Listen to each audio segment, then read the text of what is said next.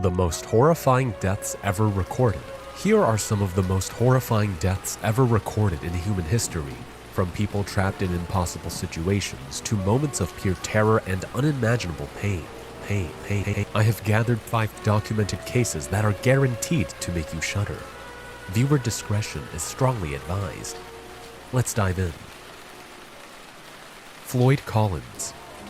On January 30th, 1925, 37-year-old Floyd Collins, an experienced explorer from Kentucky, became trapped in Sand Cave, a narrow section of the Mammoth Cave system.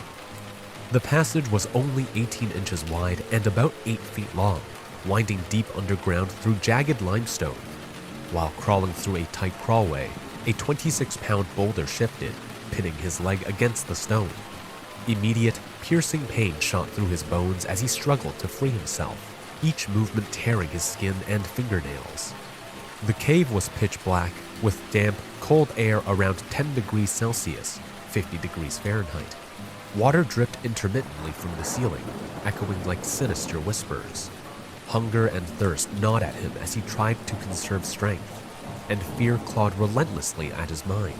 His shallow breaths became ragged, and each heartbeat pounded painfully in his ears. Outside, rescuers and curious locals began probing the complex 3,000-foot cave system. Attempts to reach him were slow and dangerous. Passages were narrow, unstable, and slippery. As hours passed, Collins' body weakened from shock, pain, and hypothermia, yet he remained conscious, crying out intermittently. Reporters and townspeople gathered at the cave entrance, making this ordeal a public spectacle. Despite strenuous efforts with ropes, pulleys, and digging, the boulder could not be moved. Floyd Collins ultimately died trapped, fully aware of his fate. Michael Rockefeller. In 1961, 23-year-old Michael Rockefeller, heir to one of America's most famous fortunes, vanished during an expedition to the remote Asmat region of New Guinea. After his canoe capsized, Michael decided to swim the several miles to shore. Exhausted, his body trembled from both fatigue and fear. He eventually reached the muddy banks of an isolated stretch of jungle, unaware that this shore belonged to one of the last known tribes to still practice ritual cannibalism. The Asmat were not simply hunters. Their cannibalism was deeply ritualistic. To them, consuming an enemy's flesh meant absorbing his spirit, strength, and courage. When Michael was captured, he was dragged into the center of their stilted wooden village, surrounded by painted warriors, their bodies slick with coconut oil, faces streaked with white and red war paint. The older men began the ritual, not a quick execution, but a prolonged breaking of the body. First came shallow cuts to his limbs, deliberate and slow, marking him for the spirits. The crowd's chanting grew louder as one leg was slashed open, the warm blood dripping into a ceremonial bowl. Still conscious, his mind was screaming for escape, yet every muscle was useless against the bindings. The Asmat warriors worked methodically, severing muscle, ensuring life remained as long as possible, the suffering considered an offering to their ancestors. Flesh was roasted on the flat stones right in front of him, the smell mingling with the damp, heavy jungle air. Later, investigators collected testimony from Dutch missionaries and villagers. The accounts described villagers identifying body parts such as bones and clothing as his, including head, rib fragments, shorts, and glasses.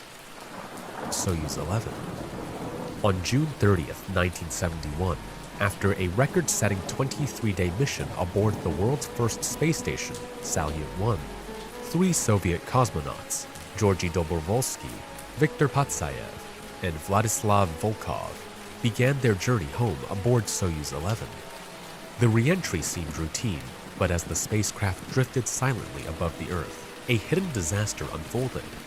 A cabin ventilation valve had accidentally opened during their separation from the orbital module, and the precious air began hissing into the void. There was no alarm, no explosion, only an invisible, lethal force stealing their breath. Within seconds, the pressure inside the capsule plummeted. The men's lungs expanded painfully as oxygen was ripped from their blood. Saliva and tears began to boil away in the near vacuum. Consciousness lasted only about 15 seconds in such conditions.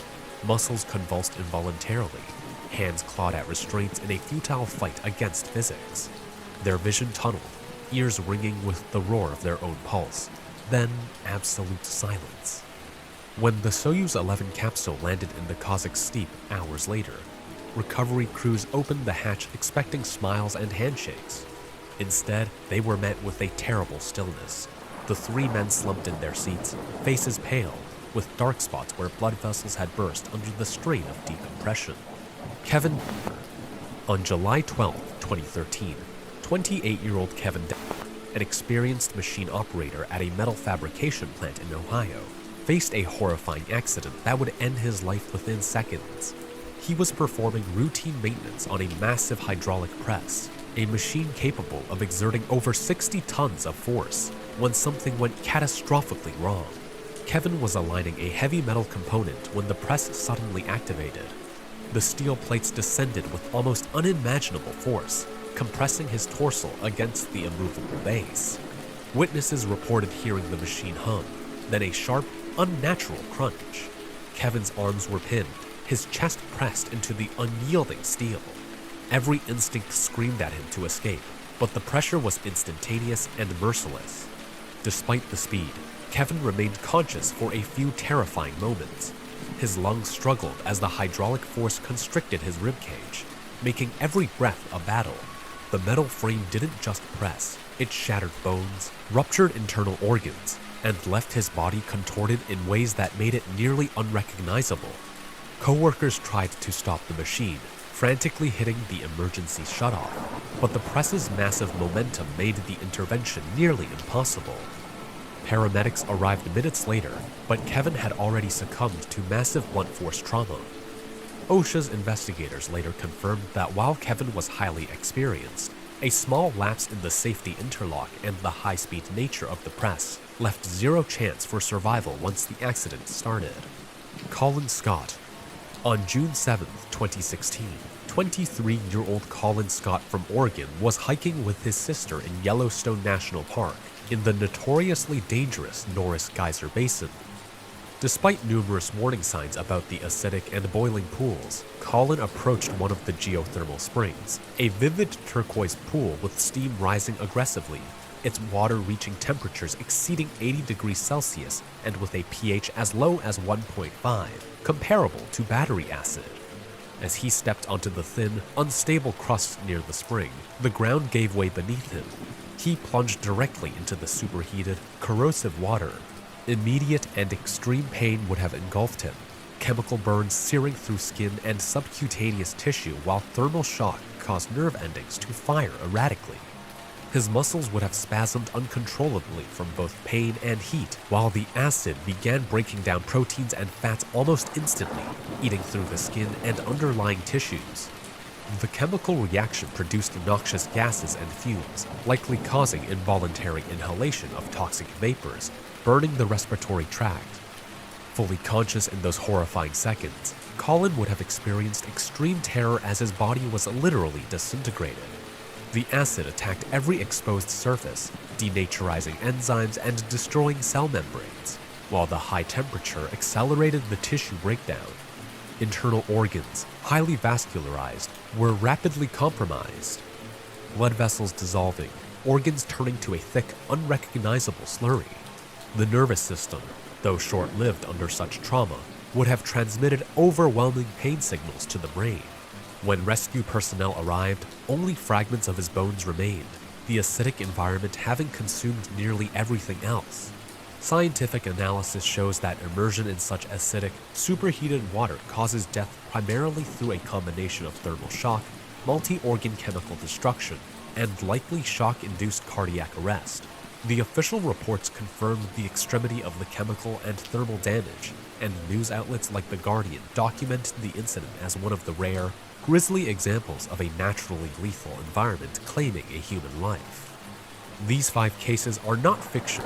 They are real, documented events that show just how fragile life can be.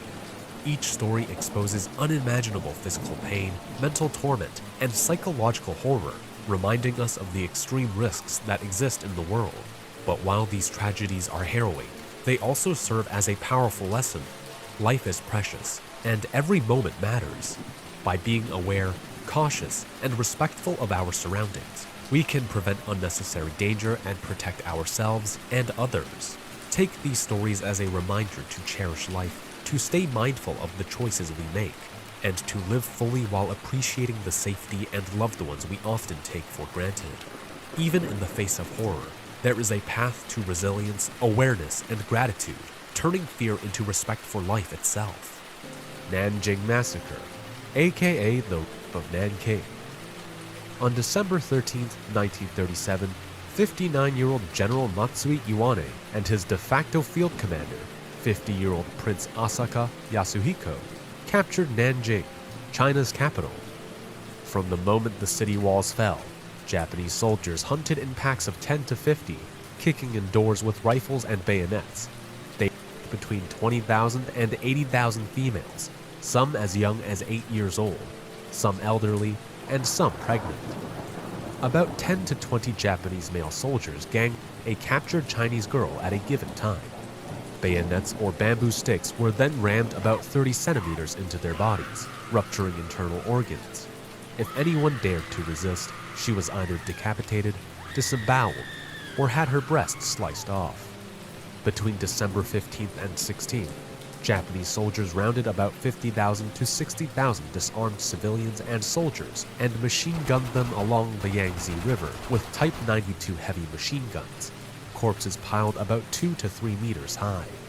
Officers Tsuyoshi Noda and Toshiaki Mukai even held a 100-man killing contest using katana strokes. Families were burned alive in wooden homes at 1,000 degrees Celsius, frozen mid-scream.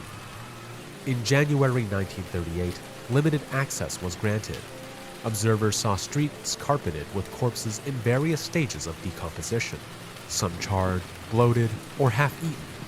Burial parties counted more than 200,000 bodies, with 112,000 in mass graves. One of the perpetrators, Matsui, was hanged in 1948. The other, Prince Asaka, was granted immunity. Unit 731.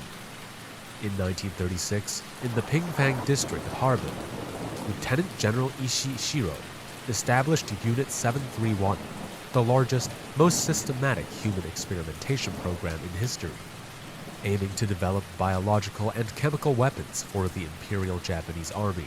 The unit experimented on between 3,000 and 12,000 victims, known as maruta, or logs. They included Chinese civilians, Korean resistance fighters, Soviet POWs, Mongolian herders, and a handful of Allied prisoners. Japanese staff conducted experiments without anesthesia to preserve scientific accuracy. Vivisections involved cutting open abdominal walls and extracting organs as the victims remained conscious for 30 to 90 minutes, often screaming to their deaths. In frostbite experiments, Japanese guards dragged victims outside in temperatures as low as negative 40 degrees Celsius until limbs froze solid. To check for complete freezing, a guard hit the limb with a club. A frozen arm made a sound like striking a wooden board. Ice expanded water in the cells by 9%, rupturing tissues. When struck, the crystallized limb fractured instead of bruising. The guards also thawed frozen limbs in water at 50 to 100 degrees Celsius, peeling the skin off in sheets. In pressure chamber tests, victims were placed in vacuum chambers that dropped from 1 atmosphere to near zero. Nitrogen in the blood boiled instantly. Immense pressure pushed outward on the skin, causing intestines to swell and eyeballs to protrude. Other experiments included plague and anthrax bombs, whereby a prisoner was tied 10 to 50 meters from detonations, causing them to succumb to septicemic plague. Gas and chemical tests exposed prisoners to mustard gas, lewisite, or hydrogen cyanide. Forced pregnancies were systematic, with victims later dissected to study fetal development under stress or infection. In August 1945, as the Soviet army approached, Unit 731 destroyed its facilities, released infected rats, and executed the remaining 400 to 500 prisoners. Ishii and his team escaped to Japan. In exchange for research data, the U.S. granted full immunity in 1946. Many members later enjoyed prestigious careers. Comfort Woman System. Beginning in 1932, Generals Okamura Yasuji, Tojo Hideki, and Yumezu Yoshijiro oversaw the institutionalization of the comfort woman system, Yanfuseido, by the Japanese Army and Navy. Over 13 years, an estimated 200,000 to 400,000 women, mostly Korean, were deceived, kidnapped, or forcibly drafted into military-run brothels.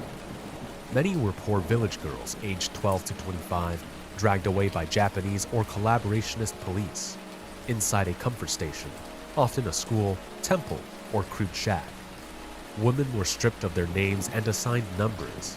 Stations serving a division of 15,000 men required each woman to service 20 to 40 soldiers per day, sometimes 50 to 100 after battles. At 30 men per day and 15 minutes per assault, a single woman endured 7.5 hours of continuous trauma. Anyone who resisted was beaten brutally with rifle butts, burnt on the genitals with lit cigarettes, or tied spread eagle until ropes cut into bone. Chronic tears, infections, gonorrhea, and syphilis were common, and repeated pregnancies were forcibly aborted. Fetuses were crushed or removed with metal hooks. Military doctors injected the women with salvarsan, an arsenic-based drug meant to control syphilis and gonorrhea. The toxicity caused liver necrosis, exfoliative dermatitis, in which the skin peeled off in sheets, and permanent sterility. Untreated infections progressed into pelvic inflammatory disease, fusing fallopian tubes, while tertiary syphilis ate through soft tissue and bone, forming gummas and damaging the nervous system. In frontline stations, women unable to work were often killed en masse during retreats, locked in gasoline-doused buildings, or forced to dig graves before being machine-gunned. When Allied forces liberated stations in 1944 to 45, doctors found teenage girls weighing 25 to 35 kilograms, covered in ulcers, unable to walk, many permanently sterile or incontinent. Dutch military doctors documented women being 5,000 to 10,000 times over 3 years.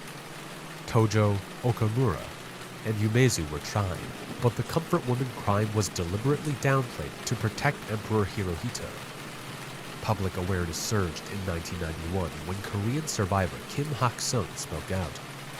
Three Alls policy. In September 1940, 56-year-old General Okamura Yasuji ordered the Imperial Japanese Army's North China Area Army to implement the Sanko-Saksen, or Three Alls policy. Kill all, burn all, loot all, across the Hebei, Shaanxi, Henan border region. From late 1940 to 1942, the policy unfolded in massive mopping-up operations. Tens of thousands of troops encircled entire counties. Once sealed off, soldiers moved house to house with gasoline, torches, and bayonets. Civilians attempting to flee were shot. The bullet often punched through the torso and exited with a fist-sized wound cavity. Those trapped inside homes were burned alive as thatched roofs ignited. Temperatures in a peasant hut reached 800 to 1,000 degrees Celsius in minutes, causing full-body third-degree burns in under 10 seconds and rapid death from heat shock and inhalation injury. Grain stores were looted or torched first, which created a famine. In winter 1941 to 1942, many adults lost 30 to 50% of their body weight. Children developed kwashiorkor, and weakened refugees died of hypothermia in negative 15 degrees Celsius nights. The worst sweep, May to June 1941 in central Hebei, destroyed over 20,000 villages. Survivors saw roads lined with carbonized bodies locked in the fetal, pugilistic stance. When investigators entered in 1945 to 1946, entire valleys were ash fields. Bone fragments covered the soil. China's post-war estimate places civilian deaths at 2.7 million, with scholarly estimates ranging from 1 to 4 million. Manila Massacre. On the 3rd of February 1945, as General Douglas MacArthur's forces re-entered Manila, 53-year-old Rear Admiral Irabuchi Sanji, commander of the 31st Naval Special Base Force, defied Tokyo's evacuation orders. Instead, he turned his 17,000 sailors and Marines into execution squads. From the night of February 3rd through early March, Japanese naval troops and Kempeitai units launched systematic, district-by-district massacres across Ermita, Malatai, Intramuros, Paco, and Singalong. Families were herded into homes, schools, and hospitals, doors barricaded, and buildings ignited with gasoline or phosphorus grenades. At the Philippine General Hospital and Red Cross sites, patients were bayoneted in their beds or burned alive. On February 10th at St. Paul's College, 1,000 to 1,500 civilians were locked inside and machine-gunned before Type 97 grenades were hurled in. Survivors described eardrums rupturing and organs crushed by overpressure, similar to the blast inside a small car bomb. Outside, escapees were cut down by Type 99 machine guns firing 7.7mm rounds at 850 rounds per minute, each bullet delivering hits powerful enough to shatter femurs or tear off limbs at close range. At sites like the Bayview Hotel and Plaza Ferguson, Japanese troops committed mass disemboweled victims with bayonets and murdered infants in bayonet catch. Many bodies were mutilated post-mortem. When U.S. forces secured southern Manila in late February and March, they found city blocks reduced to ash, streets carpeted with bloated corpses, and maggot-filled mass graves whose stench carried for miles. Over 100,000 civilians were killed. Some estimates reach 120,000 to 150,000, making Manila the second most devastated Allied city of the war after Warsaw. Iwabuchi committed seppuku on February 26th. Only a few subordinates were ever tried. Bataan Death March. On April 9, 1942, after the surrender of the Bataan Peninsula, 54-year-old Lieutenant General Honma Masaharu, commander of the Japanese 14th Army, ordered the forced transfer of 75,000 Filipino and American POWs to Camp O'Donnell, 105 to 130 kilometers away. The men had endured 4 months of starvation rations, malaria, and dysentery. Despite knowing this, Honma's staff organized them into 500 to 1,000-man columns and began the march with no food, water, or rest for the first 3 days. The trek started in 35 to 40 degrees Celsius heat with humidity above 90%. Many collapsed within the first 10 to 15 kilometers, their bodies entering critical dehydration, losing 10 to 15% of the total body water in 48 hours. Guards enforced the sun treatment. Anyone who fell was bayoneted or beheaded. A Type 30 bayonet thrust produced significant force, easily piercing the ribcage. Decapitations with Type 95 swords severed neck vertebrae within seconds. Water was nearly non-existent. Prisoners who broke ranks to drink from puddles were shot. Others drank urine. By day 3, thousands experienced acute renal failure, collapsing with black, swollen tongues and sunken eyes. At the Pantagan River on April 12th, 350 to 400 Filipino officers were massacred near Lubao. Artillery trucks swerved to crush stragglers beneath 3-ton wheels, exerting 30 to 40 tons of pressure on torsos. The march lasted from 5 to 9 days. Survivors lost 11 to 15 kilograms, 25 to 33% body weight. Roughly 500 to 1,000 Americans and 5,000 to 18,000 Filipinos died en route. Thousands more perished at Camp O'Donnell. Sandakan Death Marches. In January 1945, 470 Allied prisoners of war were marched by the Japanese military from the Sandakan POW camp in Borneo to Ranao, a 250-kilometer journey through rugged ridges and leech-filled swamps. Only 183 prisoners survived, with the rest dying or being killed along the way. This was only the beginning of what's come to be known as the Sandakan Death Marches. Sandakan POW camp is believed to have been established in July 1942, when Sandakan received around 1,500 Australians, most of whom had been captured in Singapore and brought to North Borneo to build a military airfield for the Japanese. The following year, 770 British, as well as an additional 500 Australian soldiers, were added to the camp. At the camp's peak, there were nearly 2,500 Allied prisoners of war. Like most Japanese POW camps, conditions at Sandakan were brutal. much more brutal than at German and Italian camps. The prisoners were starved, surviving on 100 to 150 grams a day of rice rations, and were forced to perform grueling physical labor, usually at gunpoint, for 12 hours a day. In January 1945, the Allied forces successfully bombed the airfield. Knowing that it was only a matter of time before the Allies reached the camp commandant, Captain Hoshijima Susumi, decided to move the surviving prisoners into the mountains to Renau. The men, most of whom were already skeletal and sick from the starvation, were forced to march barefoot through the torturous route, each carrying heavy Japanese military equipment and provisions.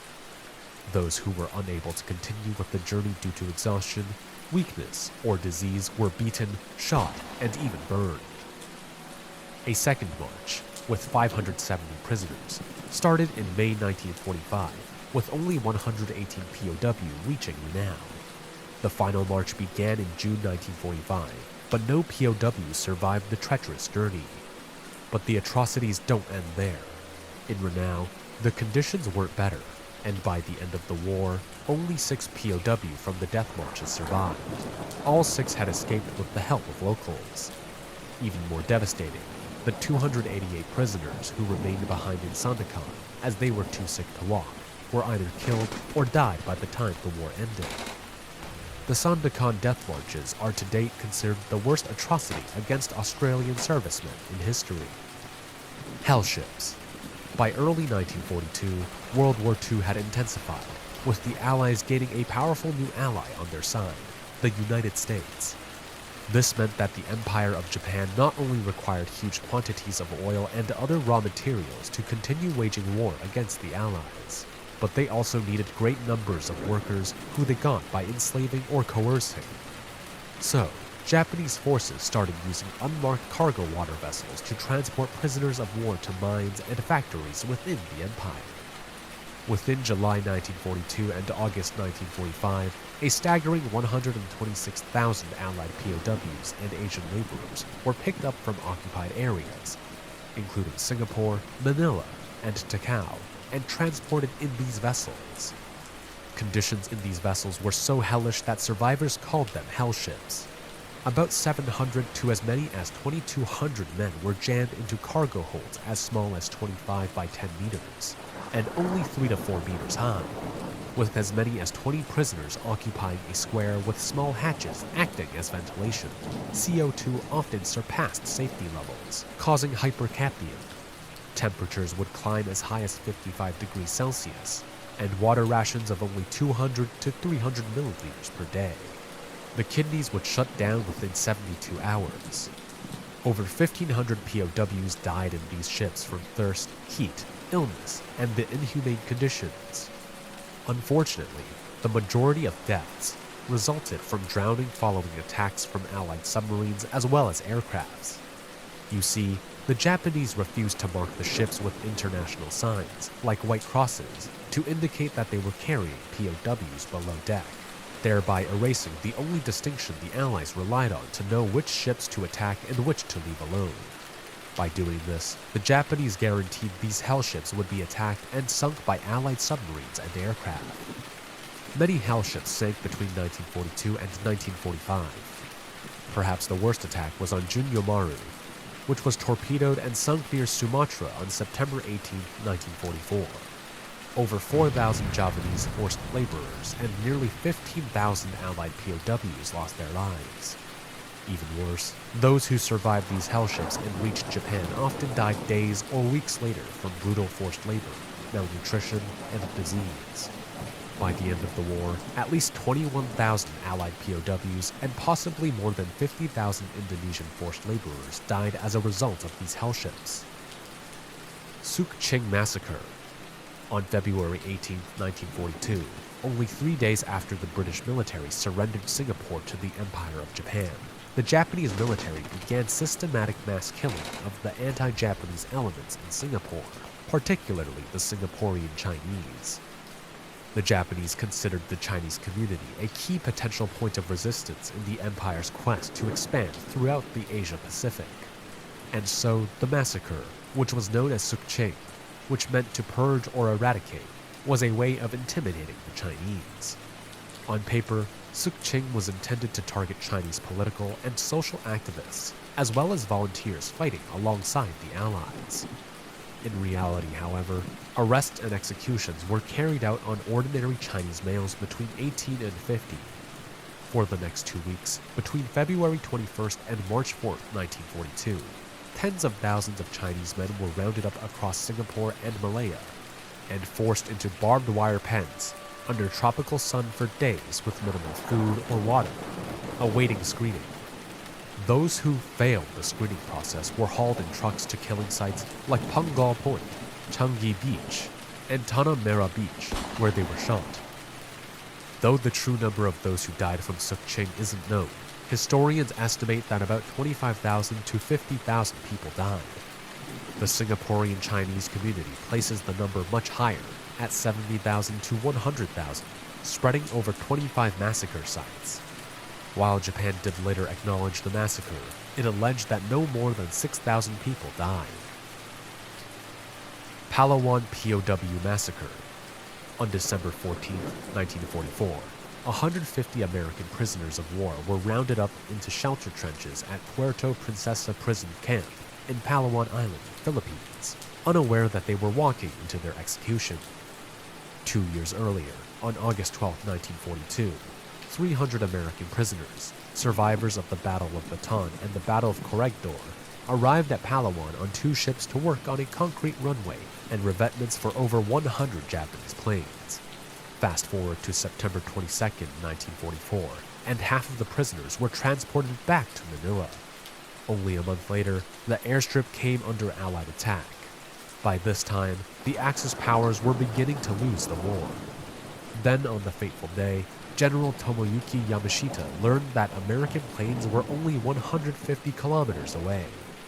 Not willing to surrender the prisoners to the advancing Allied forces, an air raid warning was sounded, rounding up the remaining 150 POWs into 3 shelters.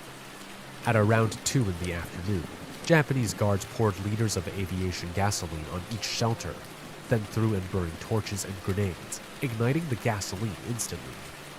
The already weak and skeletal prisoners who tried to scramble for safety were met with heavy machine gun fire, stabbed and disemboweled, or doused and ignited again. For the next 15 minutes, screams echoed from prisoners burning alive. Of the 150 men, only 11 escaped by clawing their way out and jumping off a cliff. When the American forces reached the camp on December 28, the smell of burning flesh still lingered. Charred bodies were fused together with jaws locked open, proof of how sadistic the massacre had been. Bangkok Island Massacre. On February 14, 1942, a Japanese aircraft bombed and sank the SS Viner Brook, a Scottish-built steamship that was evacuating 65 Australian Army nurses and wounded British and Australian servicemen from Singapore just before the British forces surrendered the territory. The ship sank in about 30 minutes, killing several nurses and soldiers. About 150 survivors, including 22 Australian nurses, managed to reach the shores of Bangkok Island, an area that was already occupied by the Japanese. Exhausted and unarmed, they decided to surrender to the Japanese forces. A small party of Japanese soldiers from the Imperial Guards Division arrived at Raji Beach and separated the men from the women. The men were led away and forced into waist-deep water, where they were shot dead. Those who didn't die immediately were bayoneted with sharp blades and left to bleed out into the sea. Once they were done with the men, the Japanese soldiers then returned and forced the 22 Australian nurses, as well as 1 British civilian woman, to march into the sea, guns pointed from behind. The nurses, already knowing the fate that awaited them, tried to plead for their lives, but the soldiers only laughed before opening fire on the women. In addition to the bullet wounds, some were also bayoneted. From the 23 women, only 1, Lieutenant Colonel Vivian Bullwinkle, survived the Bangkok Island massacre. She was shot on her side and feigned death by lying still in the water until the Japanese left. She later hid in the jungle for 12 days with a wounded British soldier, surrendering and spending the rest of the wartime as a prisoner of war. 2 men from the group of massacred men, American civilian Eric German and British sailor Ernest Lloyd are also known to have survived. Weeks after the massacre, the nurses' bodies washed ashore and were buried by villagers. The most brutal animal attack deaths ever, the hyena's ambush. Night fell heavy over the rural stretch of Chirumanzu in central Zimbabwe. The land was quiet, save for the chorus of insects and the occasional cry of livestock in the distance. Inside a small mud and wood hut, an 87-year-old man lay asleep, wrapped in the comfort of his modest home. For decades, the nights had passed just like this, simple, still, predictable. But that night, the silence didn't last. From the darkness, a pack of hyenas crept closer, their paws silent on the dry earth. To many, hyenas are scavengers, content to feed off scraps. But hunger makes predators out of them, and in the parched months of summer, when water is scarce and food disappears, desperation pushes them beyond fear of humans. The old man never had a chance. In a blur of teeth and snarls, the pack broke into his hut, dragging him from his bed. Their grip was merciless. He was pulled into the black of night, dragged, his body scraping along the ground for nearly 1,000 feet before the savagery ended. When villagers found him the next morning, the scene was horrifying. Drag marks etched a path into the earth, hyena tracks stamped around them like signatures of death. His lower half was gone, torn away in the frenzy. This wasn't the first sign of trouble.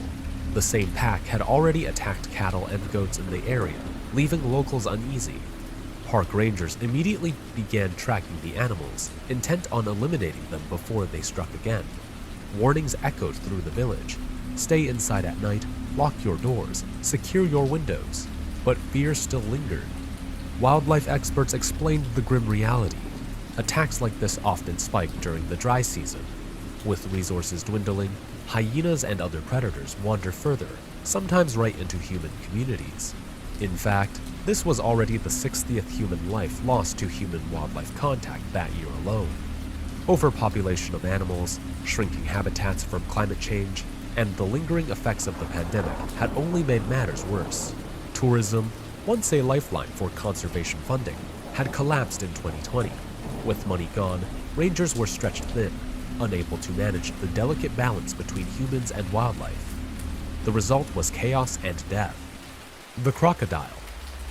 The night air in far north Queensland was heavy with humidity, the kind of tropical weight that clings to your skin and makes every sound travel. At Thornton Beach, waves lapped gently at the shore, disguising the danger lurking just beneath the surface. For two friends, childhood companions reunited, this was supposed to be a celebration, the end of a long battle with cancer. Drinks in hand, laughter in their voices, they strolled along the sand before stepping into waist-deep water. Arm in arm, they waded forward, unaware that every ripple around them was watched. The woman from Lithgow, 46 years old, wasn't fond of swimming. In fact, she'd never liked the water. But that night, the pull of fun and freedom was stronger than caution. Moments earlier, she had sent her dad a message on Facebook. "I'm on the beach. It's a lovely place. I'm having a ball." Her joy would be her final words.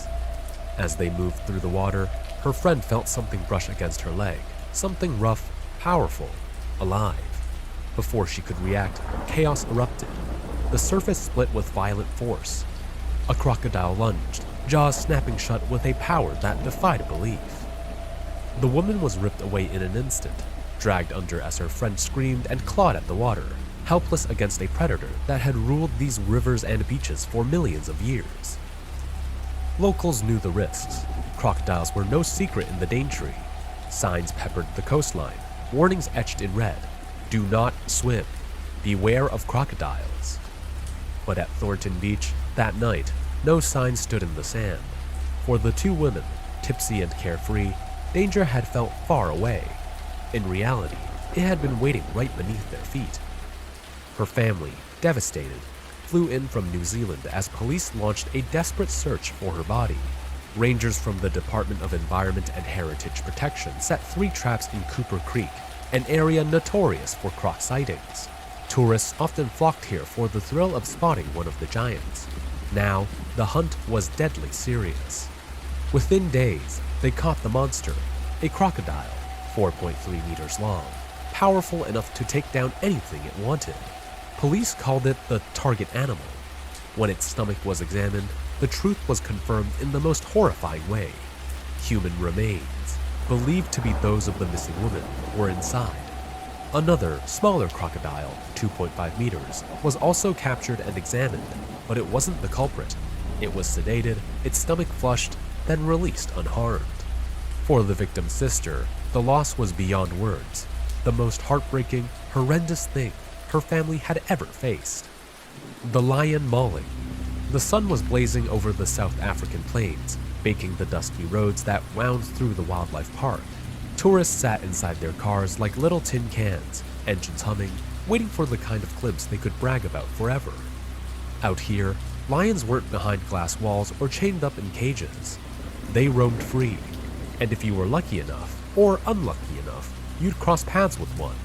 For this 29-year-old woman, bursting with energy and passion, this was more than just sightseeing. She wasn't just another tourist with a camera. She had built her career on fantasy, creating visual effects for shows like Game of Thrones, but her heart belonged to the real world. She wanted to make films that mattered, exposing animal poaching, showing the world what was at stake. That mission had dragged her across continents, from Japan to Europe, Australia, and now Africa. South Africa was supposed to be 2 weeks of volunteer work at a preserve protecting rhinos and elephants. Instead, it became the setting of her final, tragic scene. The vehicle she was in rolled carefully down the dirt track, tires crunching softly. Signs everywhere warned tourists of the same rule: keep your windows closed. It wasn't a suggestion, but the temptation was too great. The golden mane shimmered in the sun. Her camera came out. The glass slid down, just for that perfect shot. One click, one frame, that was all it took.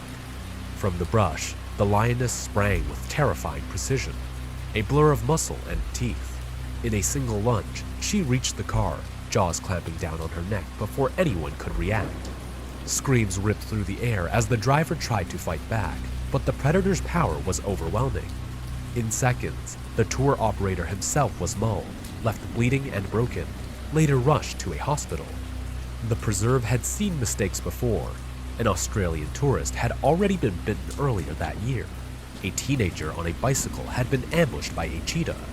Park officials later confirmed the lioness wouldn't be executed. Instead, she was moved away from tourists, a decision meant to balance human tragedy with nature's instinct. The woman left behind her parents, 2 sisters, a brother, and a brother-in-law. Lions are majestic, powerful, and beautiful, but they're also wild.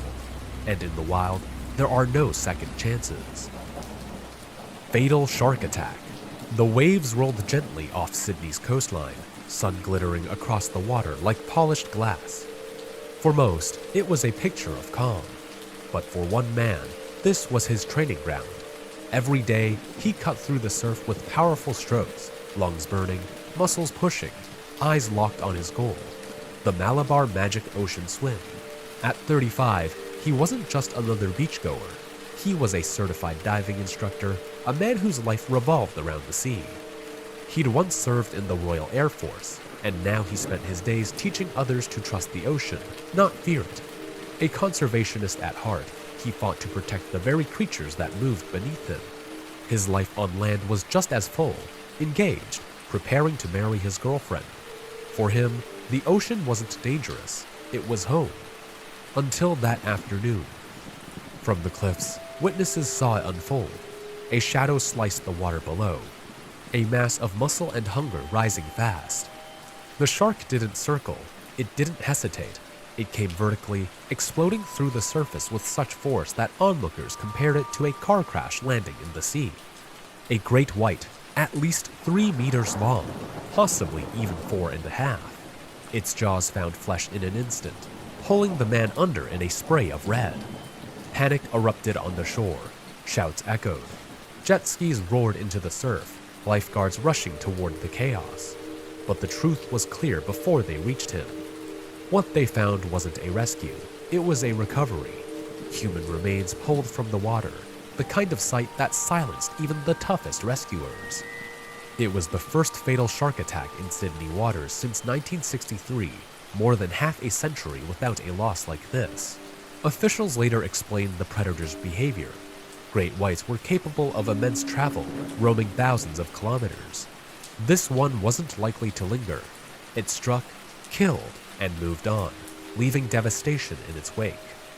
The community grieved not just for the man lost, but for what he represented: passion, service, love, and a deep respect for the ocean. His fiancée, his friends, his family, all were left behind with nothing but memories and heartbreak. Love nature, but remember, out here, you're not on the top of the food chain. You're on the menu.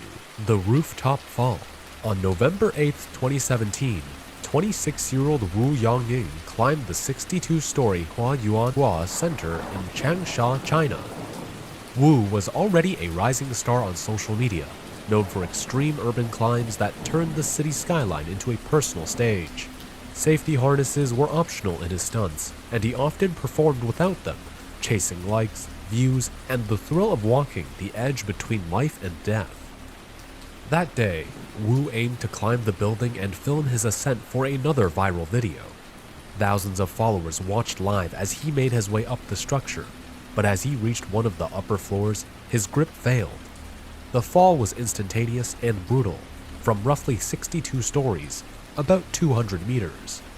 There was no time to react, no chance for safety measures. The incident was captured on video, and the footage circulated rapidly online. Wu's body hit the ground with catastrophic consequences. Rescue teams arrived immediately, but it was clear there was nothing to be done. His death became a shocking reminder of how dangerous and unforgiving urban climbing can be, and of the fine line between courage and fatal risk. In the aftermath, authorities condemned rooftop climbing and highlighted its illegality. Social media debates erupted over the ethics of broadcasting extreme stunts, with many arguing that sharing such videos encouraged others to attempt similar feats. Wu Yangying's tragic fall became a symbol of the deadly cost of chasing fame and thrills in extreme sports. While Wu's videos remain on the internet, they serve as a cautionary tale. The allure of adrenaline and recognition can push even talented individuals to take irreversible risks. His story is remembered not for the stunt itself, but for the deadly lesson it left for the world. Some climbs do not flirt with danger, they cross the line entirely. Fatal motorcycle jump. In the world of daredevil stunts, few names resonate like Butch Laswell. Born in 1958 in Las Vegas, Nevada, he built a reputation as a motorcycle stunt performer who constantly pushed the limits of both human skill and machinery. Laswell was celebrated for record-breaking jumps, including the highest ramp-to-ramp motorcycle aerial jump at 41 feet, achieved at the Vacation Village Hotel in January 1992. On March 10, 1996, Laswell attempted another high-risk stunt, a motorcycle jump over a 38-foot pedestrian bridge outside the Oasis Hotel and Casino in Mesquite, Nevada. The jump was part of a live performance, with a crowd watching and cameras rolling for documentation. As he launched his Honda CR500 motorcycle up the ramp, a combination of crosswinds and excessive speed caused him to veer off course mid-air. Instead of landing safely on the ramp, he missed the target entirely and crashed from an approximate height of 65 feet onto the concrete below. The consequences were immediate and fatal. Emergency responders quickly arrived and transported Laswell to a nearby hospital, but despite their best efforts, he succumbed to his injuries during the transfer. The footage of the incident, captured on camera, was later featured in television documentaries and the 1998 shockumentary film banned from television. Laswell's tragic death underscores the unpredictable dangers of extreme stunts. Even with extensive experience and prior success, factors like wind, speed, and timing can turn a planned performance into disaster. His fatal jump became a stark reminder to aspiring daredevils and the wider audience that no level of skill guarantees safety when facing the forces of high-level aerial stunts. The incident sparked renewed conversations about stunt safety and risk management, cementing Butch Laswell's name in extreme sports history, remembered not only for his incredible feats, but also for the tragic lesson his final jump left behind. Fire through steel. May 25, 1987. Circuit Zandvoort, Netherlands. The air above the racetrack was thick with exhaust fumes, sunlight glaring off metal barriers, and thousands of eyes fixed on a single man. Alain Vinks, the Belgian stunt legend who built a career on high-risk performances. His next challenge: drive his Chevrolet Camaro through 4 single-decker buses lined end to end. Having failed a similar attempt the year before, this was meant to be his redemption. The engines roared, cameras rolled, and Vinks accelerated past 150 kilometers per hour. The Camaro hit the first bus perfectly, sending sparks flying and thrilling the crowd. But the second bus sat slightly lower than intended, an imperfection that would prove fatal. In a split second, the Camaro's roof struck the steel edge. The car's top was sheared off, and flames erupted inside the vehicle. The Camaro continued rolling through the remaining buses, shattered and engulfed in fire, before coming to rest a few meters beyond the line of vehicles. When rescuers reached the wreck, the scale of the disaster became evident. Alain Vinks had perished instantly. The wreckage and surrounding chaos were captured on camera, later broadcast widely, turning the fatal stunt into a stark lesson on the unforgiving nature of extreme performances. The incident shocked spectators and the stunt community alike. Crew members and emergency teams had witnessed firsthand how quickly ambition and miscalculation could turn a spectacular show into tragedy. Alain Vinks' death became a cautionary tale, underscoring that even the most skilled performers are not immune to mistakes, and that in high-speed, high-risk stunts, the smallest error can be catastrophic. Tragic aerial fall. February 13, 1931. Copenhagen, Denmark. The Valencia Music Hall was packed with excited spectators as Lilian Leitzel, the celebrated Queen of the Air, performed her signature one-armed planches on the Roman rings. Her precision, strength, and agility had earned her worldwide fame, making every movement a display of daring athleticism. Mid-performance, disaster struck. The swivel holding her rigging snapped without warning, sending Lilian into a free fall from roughly 50 feet above the stage. Gasps echoed through the audience as the star of the show fell uncontrollably. There was no chance to recover or grab onto the apparatus. What had been a breathtaking act of skill instantly became a catastrophe. The impact with the stage was immediate and fatal. Medics rushed to the scene, but her death was confirmed on sight. The crowd sat in stunned silence, witnessing how quickly a moment of brilliance could turn into tragedy. Lilian Leitzel, whose daring acts had thrilled audiences around the world, had fallen victim to a fatal accident during her craft. The incident became a defining moment in circus history. It highlighted the inherent risks of aerial performance, even for the most skilled and experienced performers. Safety protocols were revisited, and the dangers of rigging failure were underscored for future generations of acrobats. Lilian Leitzel's tragic fall remains a sobering reminder of the thin line between mastery and catastrophe in extreme performance arts. Her legacy endures, celebrated for her extraordinary talent and courage, but forever marked by the fatal accident that claimed her life. Fatal Deep Dive. April 28, 2000. Blue Hole, The Hob, Egypt. The Red Sea glistened under the harsh sun, deceptively calm above one of the world's deadliest dive sites. 22-year-old Yuri Lipsky, ambitious and fearless, descended alone into the Blue Hole's abyss, a vertical shaft plunging 115 meters into darkness, helmet-mounted camera recording every move. The dive began routinely, but the extreme depth quickly revealed the peril. At over 100 meters, conditions became critical. Equipment snagged, navigation was difficult, and the effects of nitrogen narcosis impaired judgment.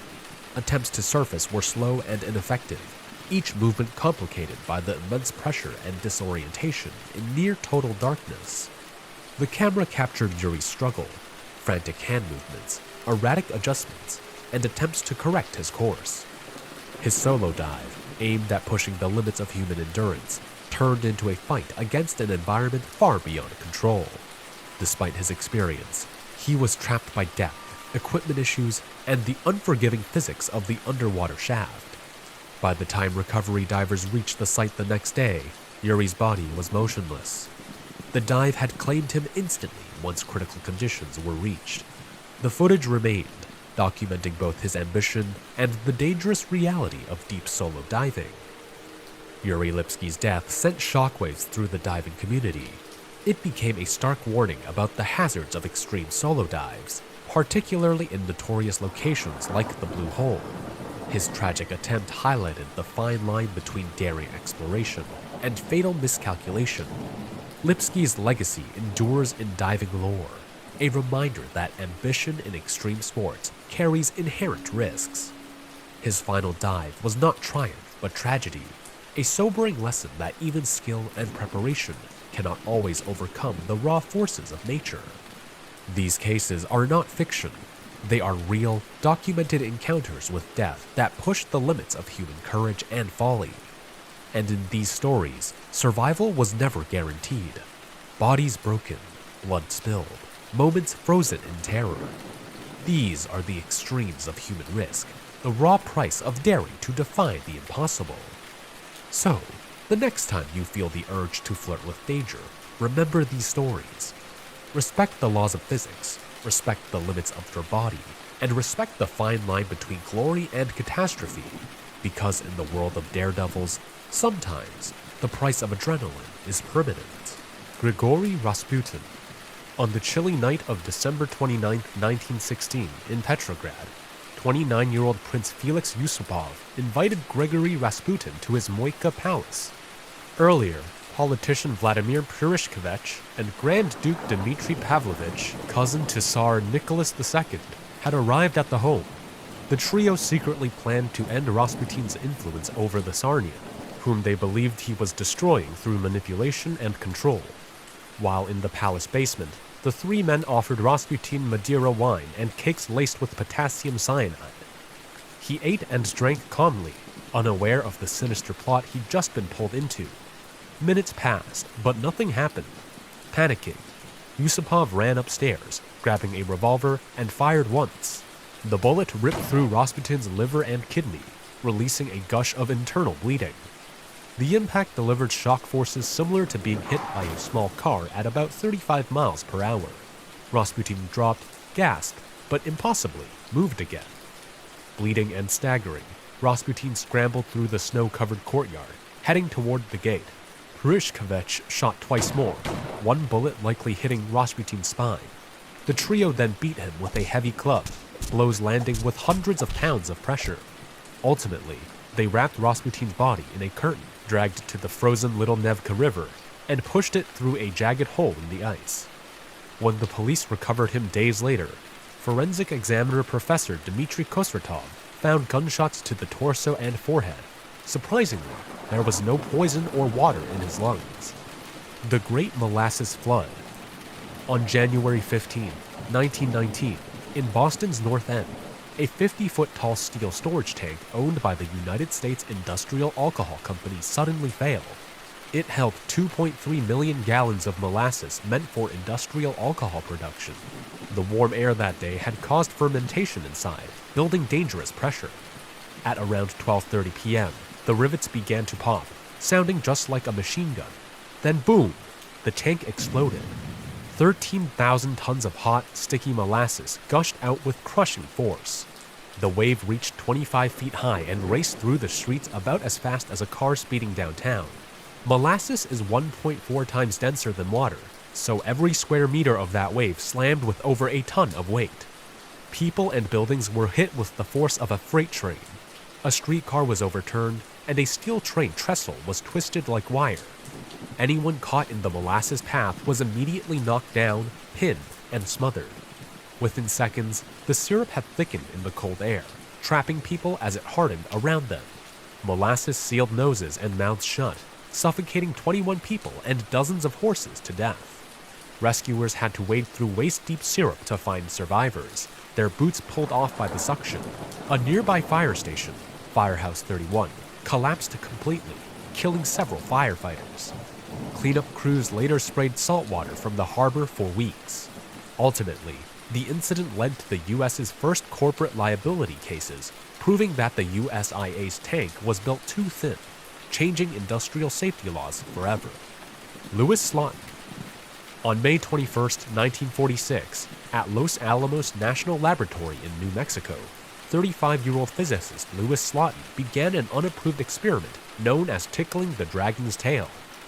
He was showing his replacement, Alvin Graves, how to measure when a 6.2 kilogram plutonium-gallium core would go critical. Slotin was performing the test before leaving the Manhattan Project. Instead of using safety shins, Slotin held the two halves of a beryllium shell apart with nothing more than the tip of a screwdriver. Standard shivs that prevented full closure were removed, a rule every physicist knew never to break. As 7 men watched, the screwdriver slipped, and the shells clapped shut.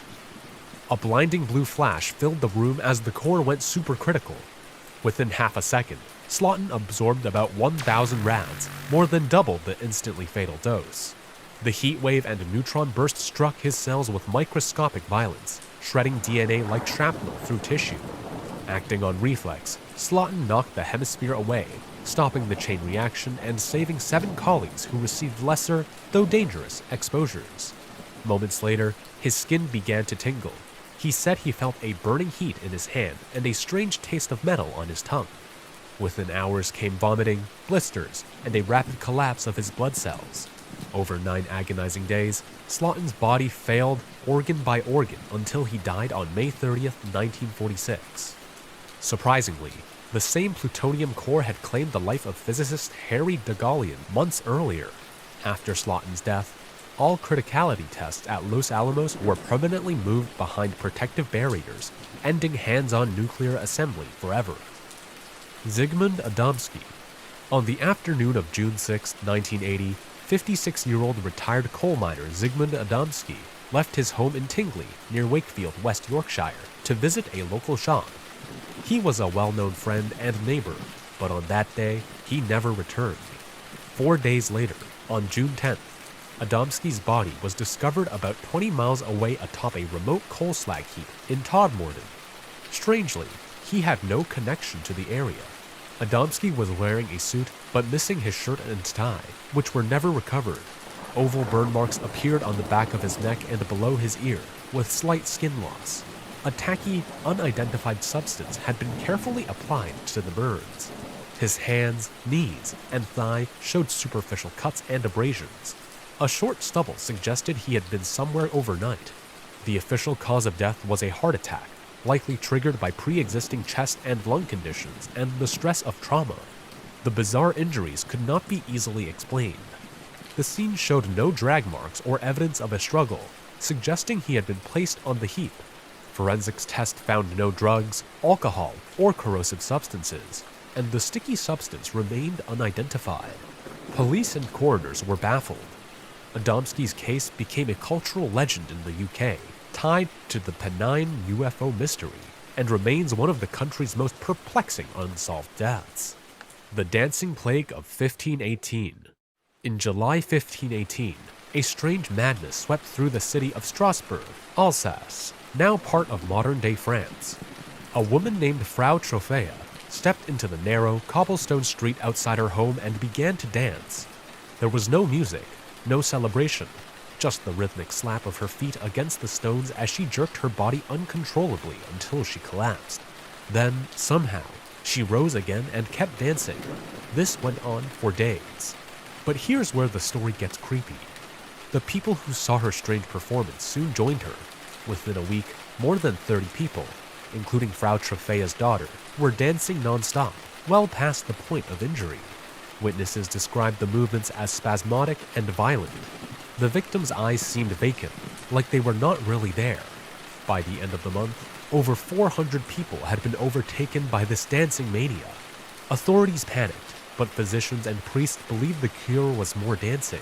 And so, they cleared halls to accommodate the crowd, built stages, and even hired musicians, unwittingly fueling the frenzy. The dancers' feet blistered and bled, but they kept dancing. Many collapsed from exhaustion, thirst, or hunger. Some never got up again. At its peak, the dancing mania claimed as many as 15 people a day. However, the total number of deaths is unknown. Eventually, the authorities removed the surviving dancers from the streets and confined them to a shrine where they were treated in isolation. By September, the outbreak had begun to subside, and then it was gone, as mysteriously as it had started, leaving behind a haunting legacy. Today, historians theorize that the dancing mania could have stemmed from stress-induced psychosis or even food poisoning from ergot fungi, but the true cause remains unknown. The execution of Sisums. Sometime in 525 BC, Sisums, a royal judge of the Achaemenid Persian Empire, took a bribe and passed an unjust verdict on a lawsuit. He had done it multiple times before, but this time King Cambyses II found out. The king was enraged and vowed to make an example of Sisums that no judge or royal official would ever forget. The punishment was as creative as it was brutal. Sisums was flayed alive in public. His skin was carefully peeled from his limbs and torso while he watched and felt everything. The pain and trauma he must have undergone for what would have felt like forever is unimaginable. Eventually, his blood pressure must have dropped due to the loss of so much blood. Then his organs failed, and he died in agony. After Sisum's death, his skin was tanned, cured, and then used to make the judge's chair. Sisum's son, Otanes, who replaced his father, was forced to sit daily on the macabre chair, a constant reminder of what justice truly costs. Michael Malloy, aka Iron Mike, aka Mike the Durable. In January 1933, at a shabby speakeasy in the Bronx, 5 men, Tony Marino, Joseph Murphy, Francis Pasca, Daniel Kreisberg, and Hershey Green plotted murder. Their target was Michael Malloy, a 59-year-old homeless alcoholic and former firefighter. The bar owner, Tony Marino, gave him an open tab, hoping he'd drink himself to death. The conspirators had secretly taken out life insurance policies on Malloy worth $3,500, about $87,000 today. Malloy drank his entire waking hours, but he didn't. So, Marino tried to poison him, first with antifreeze, then turpentine, horse liniment, and finally rat poison. Still, he survived it all, his alcohol-saturated body somehow protecting him. A few days later, the 5 later doubled the murder trust, tried oysters soaked in wood alcohol, then spoiled sardines stuffed with carpet tags. But nothing worked. Desperate, they left him naked in the snow after dousing him with 5 gallons of water. However, he was found alive by the police and taken to a shelter. This too didn't kill him. Growing increasingly frustrated, they ran him over with a taxi. He broke bones but healed. Finally, on February 2nd, 1933, they forced a gas hose into his mouth and turned on the coal jet. Within an hour, Michael Malloy was dead. The murder trust forged a death certificate blaming pneumonia, but an autopsy revealed the truth. All 5 were caught, 4 went to the electric chair. Only 1 got away with 10 years. The death of Elisa Lam. On January 31st, 2013, Elisa Lam, a 21-year-old Canadian student, vanished from the Cecil Hotel in downtown Los Angeles the day she was supposed to check out. Police searched her room and had dogs search the building, including the rooftop, but found nothing. After a week, with no sign of Lam, missing person flyers were posted around the neighborhood with hopes that someone, anyone, would come forward with information. Then, on February 13th, 2 weeks after she disappeared, police released a disturbing surveillance footage of Lam's last known sighting. In the 2.5-minute clip, Lam, who's alone, appears anxious and erratic. She presses every button, hides in a corner, and peers into the hallway at something unseen. At some point, she leaves and then returns. When the elevator doors don't close, she leaves, never to be seen again. 19 days later, on February 19th, a maintenance worker investigating complaints about an unusual taste in the water found her body floating face down in a rooftop water tank. The tank was over 10 feet tall, sealed with a heavy metal lid, accessible only by a ladder. How she got inside remains a mystery. However, Lam's body showed no signs of trauma or sexual assault, and the coroner ruled her death as an accidental drowning, citing her untreated bipolar disorder as a key contributing factor. Still, the chilling video, The impossible circumstances and the Cecil Hotel's sinister history have fueled endless speculation. Was it an accident or something darker? The most embarrassing deaths in history. Aeschylus. On a sunny afternoon in 456 BC, in the Greek town of Gela in Sicily, Aeschylus, a famous playwright, went for a walk outside the city. He was known as the father of tragedy, but on that day, he wasn't near any stage. Aeschylus wanted some peace, and the bright sun above made his bald head shine. High above him, a large eagle, believed to be a bearded vulture, was flying with a tortoise in its claws.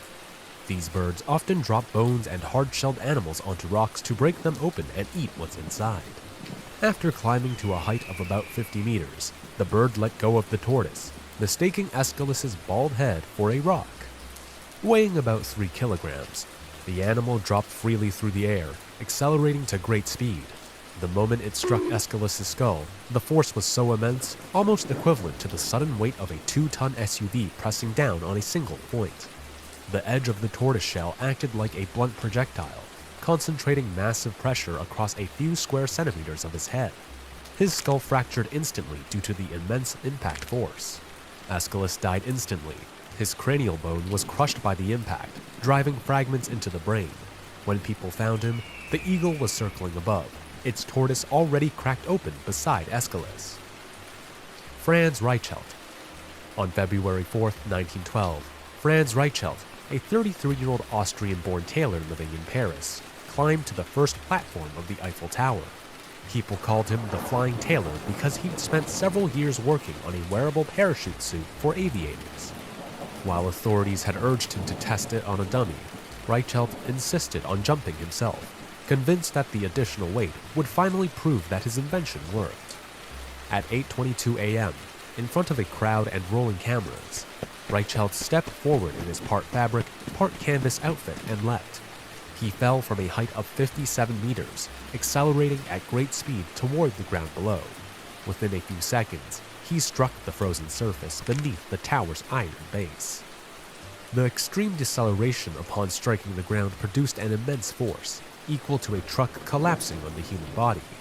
The force was so massive that the frozen soil sank 6 inches deep beneath him, instantly shattering Reichelt's skeleton, rupturing his organs, and pulverizing his bones. He was unconscious upon impact. People in the crowd rushed forward but found him motionless. Reichelt's body was crumpled and twisted within the failed parachute. News of the incident spread around the world fast, haunting people with a memory of someone who'd fallen victim to his own invention. Frederick Barbarossa. On June 10, 1190, Emperor Frederick Barbarossa led his army through the mountains of Sicilian Armenia during the Third Crusade. Upon reaching the Salef River, the 68-year-old monarch tried to cross on horseback, unaware of the danger he was carrying on his own body. His armor, consisting of a helmet, chainmail, and padded garments, added more than 30 kilograms to his weight. When the horse stumbled, Barbarossa plunged into the icy current. The shock of the cold water struck immediately. The river was fed by mountain snow, and it triggered hydrocution, a violent gasp reflex, and a rapid heart rate spike. Barbarossa's lungs inhaled water before he could recover. Worse still, the combined mass of the armor and his body, about 120 kilograms, created a constant downward force that pulled him beneath the surface like a weighted stone bag. The Salef River's fast current dragged him deeper, his armor trapping pockets of air that collapsed under pressure. The dense steel made him 7 times heavier than water, ruling out any chances of floating. Barbarossa flailed his arms in vain. The soaked padding, clinging like cement, ensured he found no lift. Within 3 minutes, he'd lost consciousness from oxygen deprivation as his heart slowed, then stopped. Soldiers recovered his body downstream several hours later, entangled among rocks. Surprisingly, legend soon spread that Barbarossa merely slept in a mountain cave, awaiting Germany's time of need. Thomas Midgley Jr. On November 2, 1944, in Columbus, Ohio, 55-year-old Thomas Midgley Jr. lay confined to bed, paralyzed from polio. He was a chemical engineer and had given the world Freon and leaded gasoline.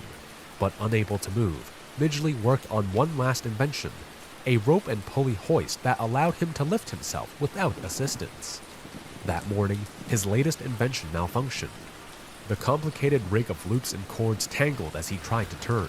The length of the rope slipped tight around his neck while the counterweight, powered by his weight, pulled downward.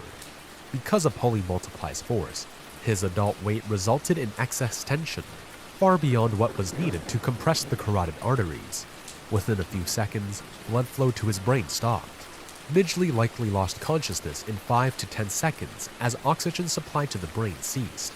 Unfortunately, the rope's tension held steady, preventing any return or circulation. Midgley died swiftly from cerebral hypoxia and strangulation. Assistants walked in hours later, discovered him suspended and motionless within his own invention. To date, Midgley's story remains one of history's most tragic examples of intellect ensnared by invention. Pyrrhus of Epirus. On a night in 272 BC, in the narrow streets of Argos, King Pyrrhus of Epirus led his soldiers through a chaotic urban battle. In the past, he'd faced Carthage and Rome with war elephants and grand armies, but now he was fighting house to house. While turning down a cramped alley, an Argive soldier thrust a spear that grazed his neck. In a fit, Pyrrhus swung back to strike, unaware the soldier's mother was witnessing it all from a rooftop. Fearing for her son's life, the mother grabbed a heavy terracotta roof tile, one of the thick Corinthian-style slabs used in Greek houses, and hurled it with both hands. The tile weighed about 15 pounds and fell from a considerable height. By the time it was hitting Pyrrhus, it carried enough energy to equal a sledgehammer blow, all that concentrated on the crown of his helmet. Pyrrhus collapsed to his knees, blood pouring from his scalp.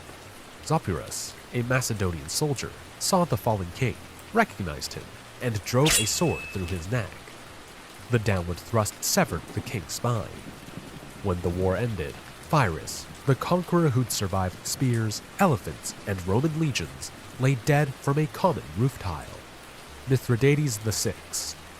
One winter night in 63 BC, inside the fortress of Panticapaeum, King Mithridates VI of Pontus faced the end he had long prepared for.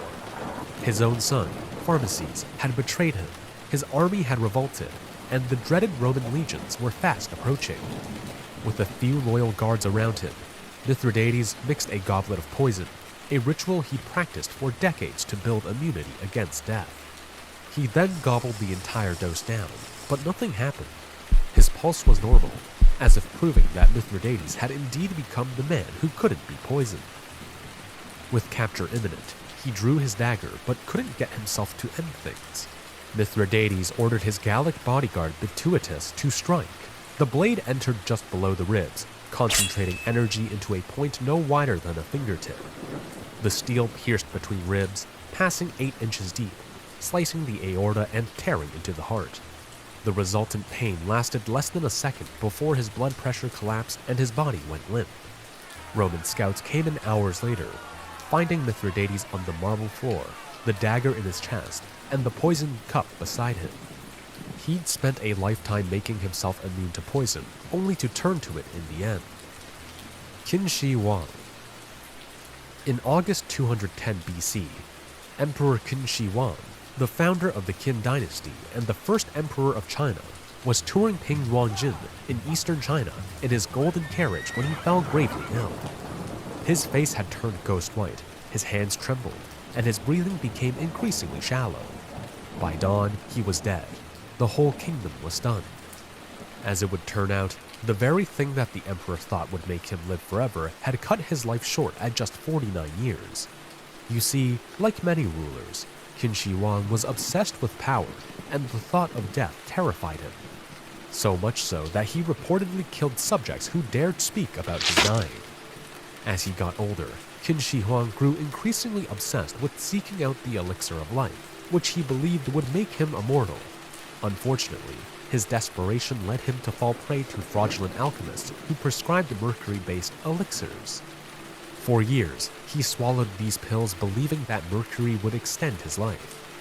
What he didn't know was that he was slowly poisoning his organs, including his nervous system, brain, kidneys, and heart. By the time he died, his veins contained enough pure mercury to kill dozens of men. But the absurdity of this story doesn't end there. His body was entombed in a huge underground chamber with flowing rivers of mercury. To date, traces of mercury still poison the earth around his tomb. Qin Shi Huang's dumb quest to live forever instead created a mausoleum of death. Chrysippus. On one warm evening in 206 BC, 73-year-old Greek philosopher Chrysippus, regarded by many as the second founder of the Stoic school, was seated in his courtyard watching animals eat. One of his donkeys wandered over to a fig tree and began eating the fruit. This seemed to amuse Chrysippus, who called out to one of his workers, saying, "Now give the donkey a drink of pure wine to wash down the figs." The absurdity of his own joke sent Chrysippus into a fit, and he just couldn't stop laughing uncontrollably. That is, until he collapsed where he sat. His workers rushed to check on him, but he was dead. It turns out that Chrysippus had laughed so hard that the spasms had rapidly raised his blood pressure beyond normal levels. It's likely that vessels in his head expanded as his laughter became increasingly violent, eventually rupturing and killing him on the spot. A truly ironic end to a man known for his austerity and self-control. Hans Steininger. On September 28, 1567, a fire broke out in Braunau am Inn, a small town in Austria. Hans Steininger, the six-time elected governor of the town, which is equivalent to a mayor today, rushed to help his people to contain the fire and get to safety, all the while unaware of the danger that awaited him.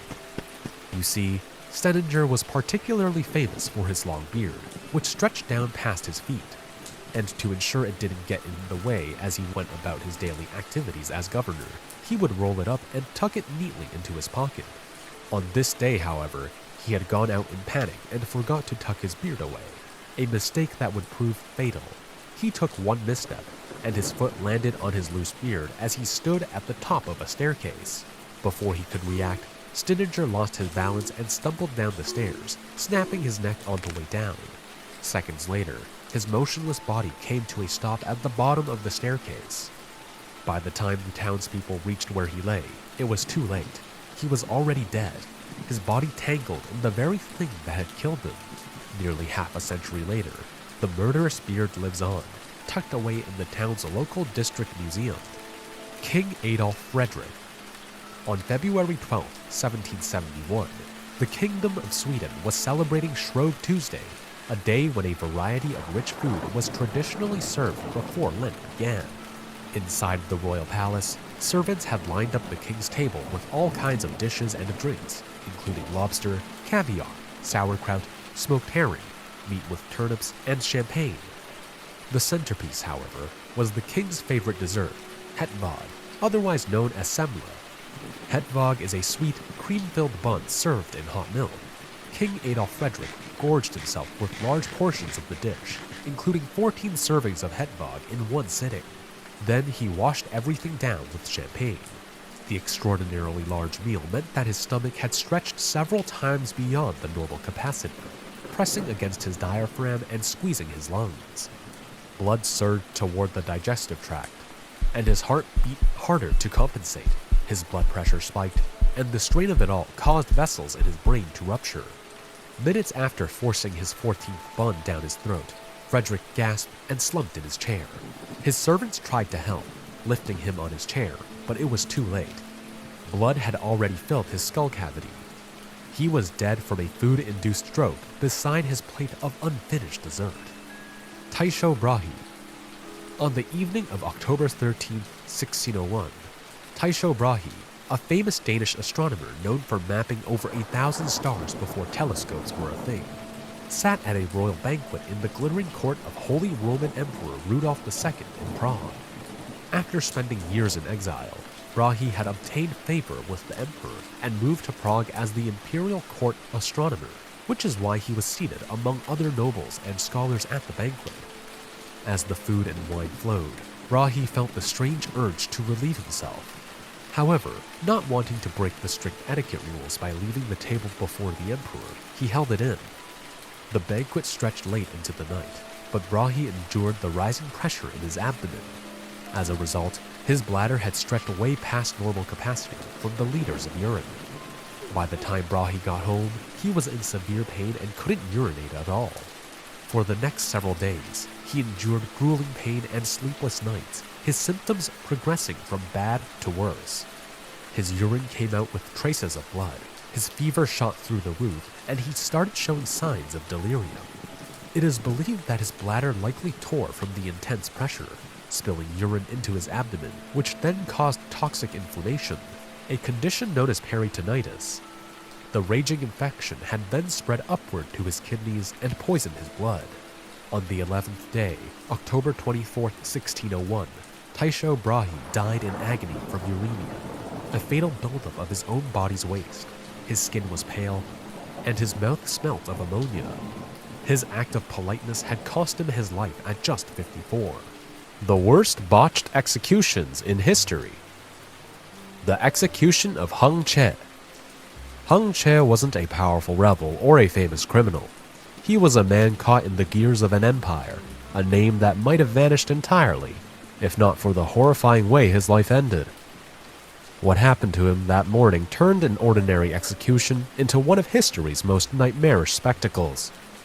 Ling Chi, death by 1,000 cuts, was already a punishment designed to terrify. But for Hung Che, it became something else entirely, an execution so agonizing, so prolonged, that even hardened witnesses struggled to watch. On the morning of May 14, 1905, the crowd expected a quick execution, but what they saw was a man forced to endure torment far beyond what tradition usually demanded. The executioner, following strict orders, deliberately slowed every motion. Instead of a fast series of cuts that would cause rapid shock and death, he carved methodically, each slice shallow enough to avoid critical veins. Hung Che did not pass out. He did not weaken as quickly as expected. Instead, he stayed conscious through dozens upon dozens of cuts, his chest rising and falling, his eyes wide open in agony. Witnesses wrote that he moved, trembled, even tried to speak, though no words came out. Minutes crawled into an hour of mutilation, of a man forced to remain aware of every blade stroke. The executioner, now visibly shaken himself, finally broke protocol and thrust the knife into his heart, ending the horror. The photographs that surfaced later stunned Europe, solidifying Hung Che's death as one of the most painfully botched executions ever recorded. The electrocution of Willie Francis. Willie Francis was just a teenager, small, soft-spoken, and terrified, when he was led to the electric chair. He had expected fear, maybe pain, but no one could have imagined the nightmare that followed. The chair itself was a disaster waiting to happen, a portable device assembled by two prison workers who had been drinking. On May 3, 1946, when the switch was flipped, there was no sudden silence, no final breath. Instead, Francis's body jolted violently, his legs kicking, his hands shaking uncontrollably. The current surged through him in broken, uneven bursts, not strong enough to kill, but powerful enough to torture him. Witnesses froze as Willie screamed, "Take it off! Take it off! Let me breathe!" His voice was clear, terrified, and alive. Officials panicked. Something was terribly wrong, but they couldn't fix it in time. The current sputtered out, and Willie slumped forward, still breathing. He had survived his own execution. In a grim twist of American legal history, courts later ruled that attempting the execution again did not violate double jeopardy. A year later, strapped to a properly assembled machine, Willie Francis finally died instantly. But the first attempt remains one of the most haunting failures of capital punishment in the United States. The hanging of Eva Dugan. Eva Dugan was a drifter, a survivor, a woman who claimed innocence even as the world insisted on her guilt. She faced her execution with a strange mixture of resistance and tired acceptance, but no one foresaw the horror that was about to unfold. When she was led to the gallows on February 21, 1930, the atmosphere was quiet. The drop, however, was miscalculated, fatally. Instead of delivering the quick, controlled snap of the neck that hanging relied upon, the rope jerked with catastrophic force. A collective gasp swept through the crowd. Eva Dugan was decapitated instantly. Her head rolled forward, landing only a few feet from the stunned witnesses. Screams erupted. Guards tried to shield the scene, but the damage was done. Newspapers exploded with the gruesome details, and the public outrage followed. The execution had turned into a nightmare so shocking that Arizona abolished public hangings shortly afterward. Eva Dugan's death became the example officials never forgot, a reminder of how a single miscalculation can turn an execution into a spectacle of horror. The execution of Thomas Crompton. Thomas Crompton was a political traitor in the eyes of the Crown, a man condemned to suffer the full brutality of England's most feared punishment. Yet even the executioners expected his suffering to be dulled by unconsciousness. They were wrong. Being hanged, drawn, and quartered was meant to strike terror into anyone watching. The condemned were usually unconscious long before the worst of it began. But when Crompton was hanged on the 26th of March, 1659, something went wrong. The rope did not tighten enough, or perhaps he was simply too resilient. As the minutes dragged on, it became clear he was still alive. Cut down from the scaffold, gasping and confused, Crompton realized what was happening just as the executioners moved to the next phase. They opened him, expecting a lifeless body. He screamed. Not a groan, not a reflex, a full, terrified scream that echoed across the square. Witnesses recoiled. Even the executioner hesitated. Bound by duty and ritual, they rushed through the rest, ending his life as quickly as possible. Crompton's death burned itself into history, a reminder that even the most ritualized brutality can go catastrophically wrong. The burning of Anna Askew. Anna Askew was a writer, a preacher, a woman who refused to bend even under torture. By the time she was sentenced on July 16, 1546, the rack had already broken her body. But it had not broken her resolve. She had to be carried to the stake on a chair, unable to stand. They tied her upright as best they could, her limbs hanging uselessly. But the real mistake was still waiting in the firewood stacked at her feet. It was greenwood, damp, heavy, and slow to ignite. When they lit the pyre, smoke rose thick and choking, clinging to her face. The fire smoldered rather than burned, turning an already brutal execution into prolonged suffocation. Her clothes darkened slowly, her skin blistering under the sluggish heat. Some accounts say she continued to pray. Anna Askew's death became a symbol of suffering drawn out far longer than intended, a solid proof that even fire can fail, turning an execution into torture. The hanging of William Dewberry. William Dewberry wasn't a notorious criminal. He was simply a man about to face the gallows, and the gallows that day were not ready for him. On the 24th of August, 1903, William stepped onto the platform, expecting a quick end. But when the trapdoor opened, something happened that shocked everyone. The rope snapped. He crashed to the ground, stunned but alive. Guards rushed in, unsure whether fate had intervened or whether duty demanded they continue. Officials chose duty. They fitted a second rope, hoisted him back up, and released the trapdoor again. The second rope broke too. Now the crowd shouted, some begging for mercy, others horrified by what had become a brutal tragedy. Still, the execution was ordered to continue. On the third attempt, with a thicker rope, William Dewberry finally died. But the spectacle left a permanent stain, a triple attempt hanging, one of the most disastrous executions in American history. The beheading of Mary, Queen of Scots. Mary was royalty, a queen whose life had been defined by turmoil, betrayal, and imprisonment. Even her execution was meant to be dignified, an ending fit for a monarch. Instead, it turned frightful. On February 8, 1587, she knelt gracefully, laying her head upon the block. The executioner raised his axe and brought it down. He missed. The blade struck the back of her head, severing neither bone nor spine. Mary gasped, still conscious. He swung again, another failure, hacking into muscle but not finishing the job. Only the third blow did the axe finally sever the neck. Even then, the executioner had to see through the last strands of tissue. Then came one final humiliation. When he lifted the head to declare, "God save the Queen," Mary's wig slipped off, and the head dropped, rolling across the floor as horrified witnesses watched. Her death became one of the most legendary examples of an executioner's failure. The execution of Robert Francois Damiens. Robert Francois Damiens was a would-be assassin, a man who had struck at the king and thus earned France's most savage punishment, to be torn apart by horses. But even such a brutal design went horribly wrong. The theory was simple. 4 horses would pull in opposite directions, tearing his limbs from his body. But human anatomy is stubborn. On March 28, 1757, when the horses charged, Damiens did not come apart. He screamed, a raw animal sound, as his arms and legs stretched but held. The crowd, expecting a swift spectacle, watched in horror as executioners urged the horses harder. Still nothing.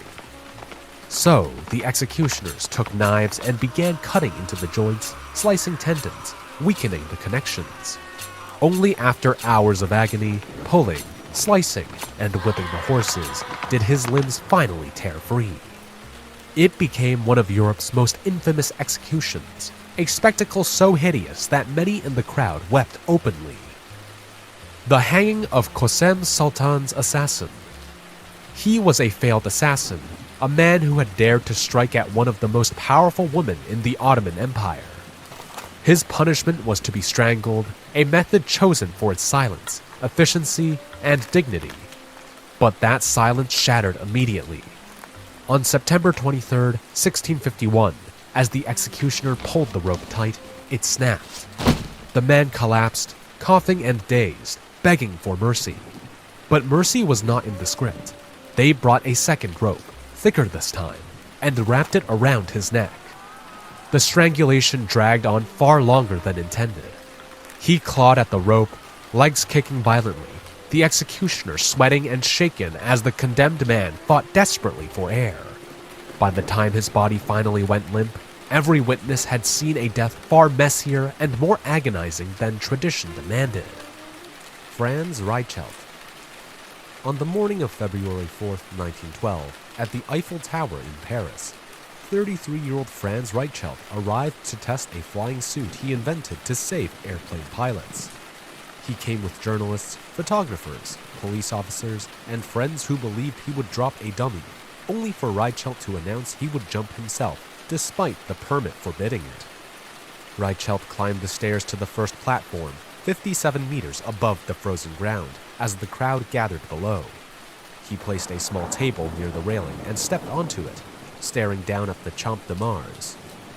He adjusted the heavy fabric hanging from his arms and legs, and then paused for nearly 40 seconds, checking the air and shifting his feet. Witnesses saw his hands tremble as he leaned forward, then pulled back. When he finally jumped, the parachute suit failed instantly. Instead of spreading wide, the fabric collapsed and the suit wrapped tightly around his body, adding weight rather than lift. Reichelt dropped straight down with no control, no slowdown, and no second chance. He hit the frozen ground at full speed, creating a deep hole in the soil. Police and onlookers ran to the impact site and found Reichelt motionless, his body badly broken. He was taken to a hospital and declared dead on arrival. News cameras recorded the crater and stunned crowd, turning the accident into an early filmed tragedy. Marie Curie. On July 4, 1934, at the Saint-Salmaz Sanatorium in Passy, France, 66-year-old physicist Marie Curie lay dying from illnesses caused by her own scientific work. For decades, she worked alongside her husband, Pierre Curie, and later her daughter, Irene Joliot-Curie, driven by one goal: discovering and isolating radioactive elements that could change medicine forever. For more than 40 years, Curie worked without knowing radiation was dangerous. She handled radium and polonium with bare hands and carried glowing test tubes in her coat pockets. She stored radioactive samples in drawers and admired their blue light at night. Each day, invisible energy passed through her skin and bones. Radiation damaged her bone marrow, where blood cells are made. Her red blood cells slowly disappeared. She became constantly exhausted and dizzy. Her eyesight faded as cataracts formed. Her fingertips cracked, burned, and never healed. Inside her body, cells mutated and died faster than they could be replaced. By the final years, her marrow stopped working completely. Her immune system collapsed. Simple infections became deadly. Her organs weakened as her blood failed to carry oxygen. After her death, doctors discovered her notebooks, clothes, and furniture were dangerously radioactive. Many remain sealed in lead-lined boxes today. Marie Curie became the only person to win Nobel Prizes in 2 sciences. Her death forced the world to recognize radiation's dangers and led directly to modern safety rules and cancer radiation treatments. Thomas Midgley Jr. On the morning of November 2, 1944, inside his home in Worthington, Ohio, 55-year-old inventor Thomas Midgley Jr. attempted to use a machine he designed to move his own body. Paralyzed after surviving polio, Midgley lived with his wife Carrie and relied on caretakers, but had built a rope and pulley system to lift himself from bed without help. Midgley positioned his weakened body beneath the homemade hoist and began pulling on the cords. The system used ropes, loops, and counterweights fixed above his bed. As he shifted his weight, one loop slipped out of alignment, the rope dropped, and then wrapped around his neck. As his body continued to move downward, the pulley tightened rather than releasing. Midgley tried to adjust the system, but his arms lacked strength and control. His own body weight increased the tension, and the rope compressed his airway and blood vessels. Within seconds, breathing became impossible. Oxygen stopped reaching his brain, and he lost consciousness. Midgley's wife later found him lifeless, tangled in the ropes beside his bed. Doctors confirmed death by strangulation. At the time, he was praised as a brilliant inventor. Later generations linked his chemical inventions to global harm. Henry Winstanley. On November 22, 1703, on the Eddystone Rocks, 14 miles off Plymouth, England, 59-year-old engineer Henry Winstanley stayed inside the lighthouse he designed himself. He was joined by 5 workmen and the lighthouse keepers performing repairs. Winstanley wanted to face a massive storm and prove his critics wrong. That night, the Great Storm of 1703 struck the English Channel with extreme force. Hurricane-level winds screamed across the reef as enormous waves slammed into the wooden lighthouse. Inside, the structure shook violently. Timbers creaked.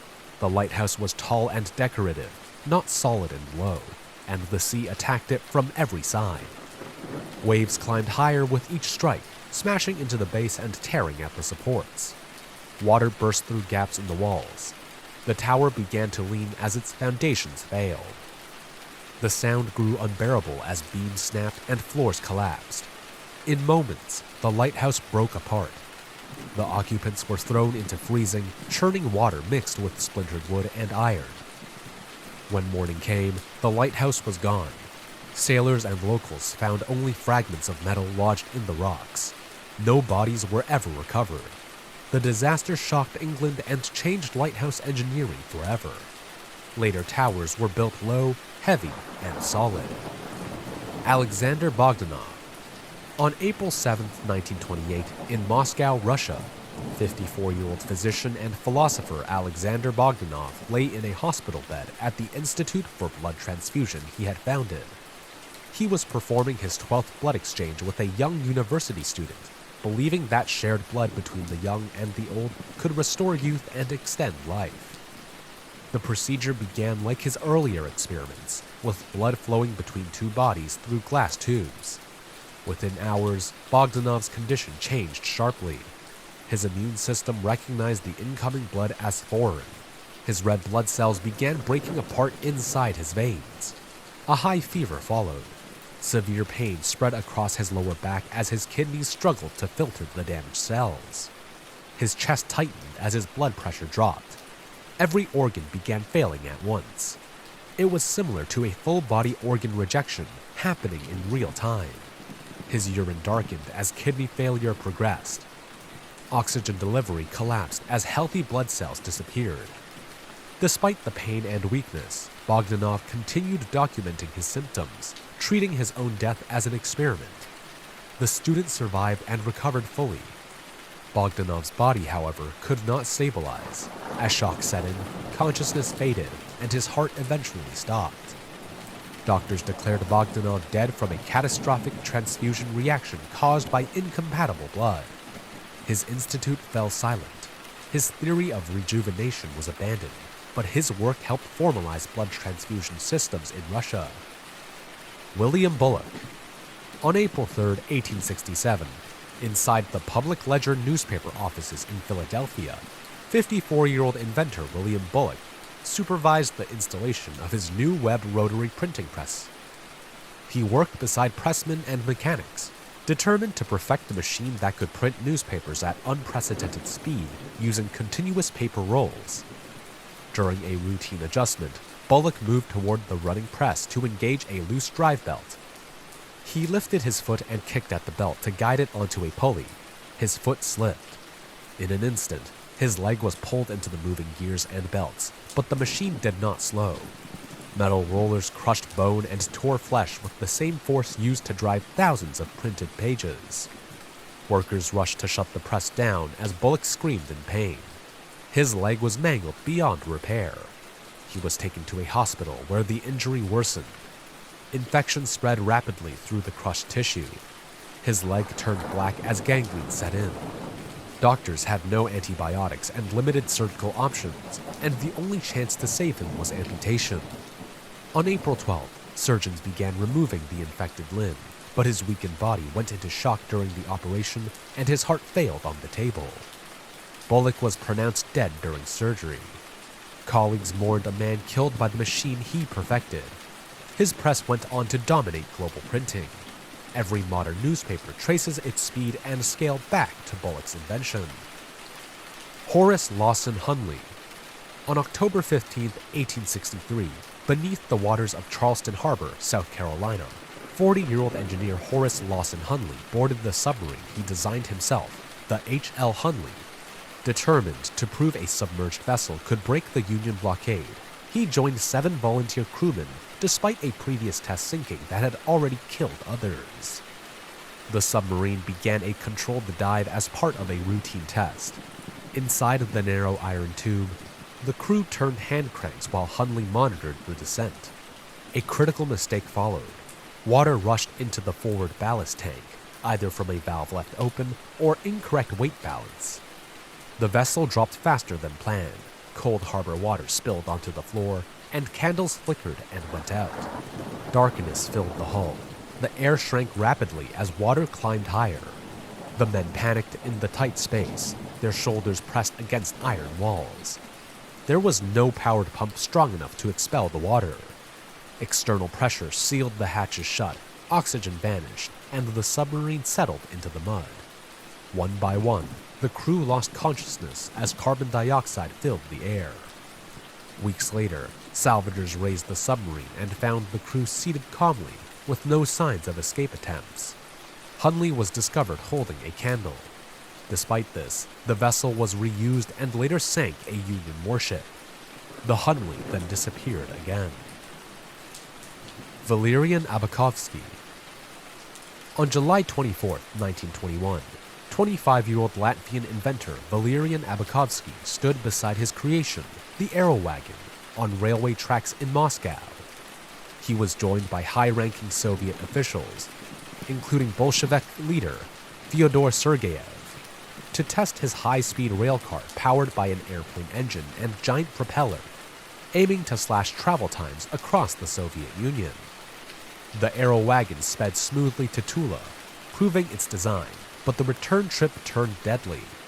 At about 140 kilometers per hour, the rail car raced over uneven tracks. Vibrations grew violent, and passengers felt the floor jump beneath them. The wooden frame rattled and flexed with each bump. The lightweight car, lifted partially by the propeller's thrust, bounced like a skimming plane. Suddenly, it struck a track defect and derailed. The vehicle tumbled, spinning and breaking apart. Passengers were thrown with terrifying force, hitting splintered wood and twisted metal. The propeller added crushing momentum, leaving no chance to survive. Abakovsky and all 6 guests were killed before help could arrive. Rescuers found the aero wagon shattered, with splinters and bent metal scattered across the track near Serpukov. The victims were buried in the Kremlin Wall necropolis. The aero wagon project ended permanently. Though the tragedy killed his dreams, Abakovsky's vision foreshadowed the development of modern high-speed rail. Otto Lilienthal. On August 9, 1896, in the Rhinow Hills near Stalin, Germany, 48-year-old aviation pioneer Otto Lilienthal prepared for his 4th flight of the day. Accompanying him was his assistant Paul Balick, who had documented thousands of his previous flights, as Lilienthal aimed to master human flight by mimicking the patterns of soaring birds. Lilienthal launched from the slope on his monoplane glider made of willow and waxed cotton. At first, the flight was smooth. Suddenly, a gust of wind struck the wings at the wrong angle. The glider stalled, losing lift. Lilienthal felt a sudden, stomach-dropping weightlessness as the nose pitched toward the ground. He shifted his body frantically to regain control, but gravity overpowered him. The glider dropped roughly 15 meters, and he hit the earth on his back with tremendous force. The rigid frame crushed against him, snapping his spine instantly. Air rushed past, dust and splintered wood scattering around. There was no time to recover. Balick ran to Lilienthal, who was conscious but paralyzed, and transported him to a Berlin clinic. He died the next day, reportedly saying, "Sacrifices must be made." His research on wing lift and air resistance laid the foundation for the Wright brothers. Max Valier. On May 17, 1930, in a Berlin laboratory, 35-year-old rocket pioneer Max Valier tested a new liquid fuel engine. He was joined by laboratory assistants and technicians from Heideland Works, working to prove that liquid-fueled rockets were the future of space travel, a field he passionately championed. Valier began mixing liquid oxygen with water-diluted ethyl alcohol in the engine's combustion chamber. The combination was volatile. Pressure rapidly built inside the metal chamber. Suddenly, the engine exploded with the force of a pipe bomb. Valier faced a blinding flash and an ear-splitting roar. Shards of steel flew like bullets. One piece pierced his chest, severing the pulmonary artery. He collapsed instantly, bleeding out within minutes. His assistants froze in horror. The laboratory was filled with flying glass, twisted metal, and smoke. The blast's violent energy left no chance to escape. Valier's body was found amidst the wreckage, surrounded by shards of his failed engine.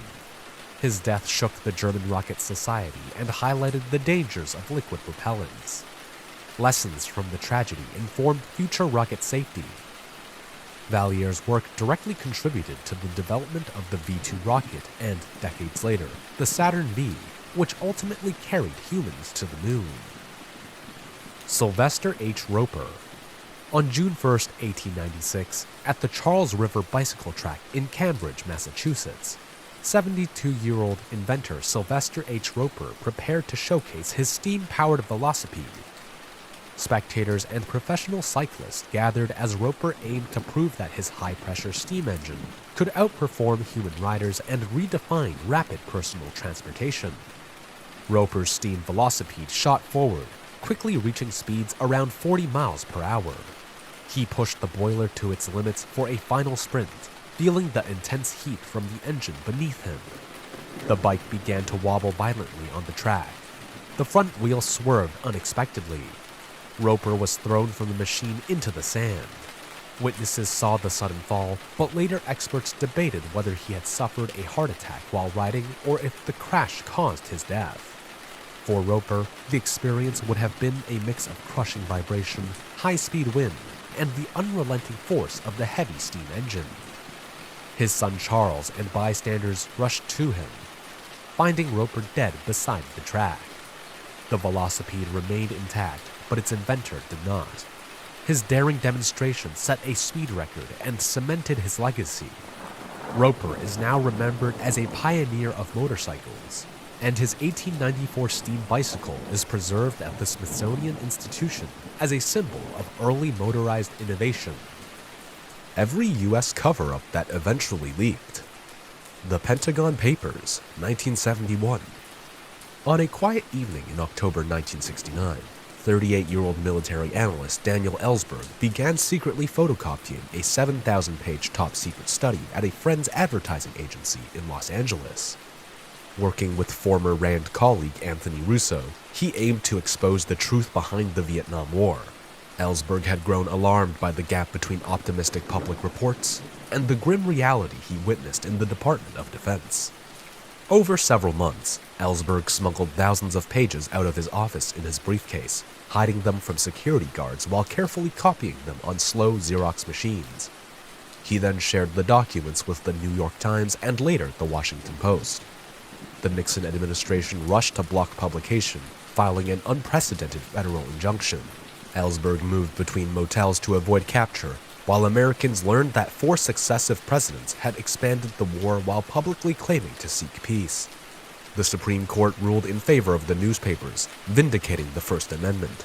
The leak sparked the creation of Nixon's Plumbers Unit, which later carried out the Watergate break-in.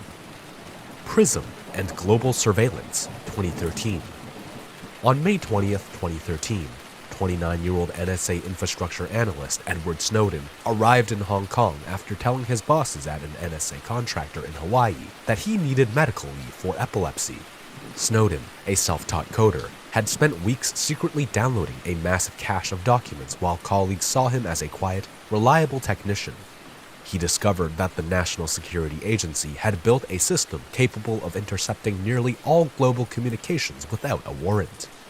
Over several days, Snowden met journalists Glenn Greenwald and Laura Poitras in a Hong Kong hotel room, handing over files that revealed a program called PRISM.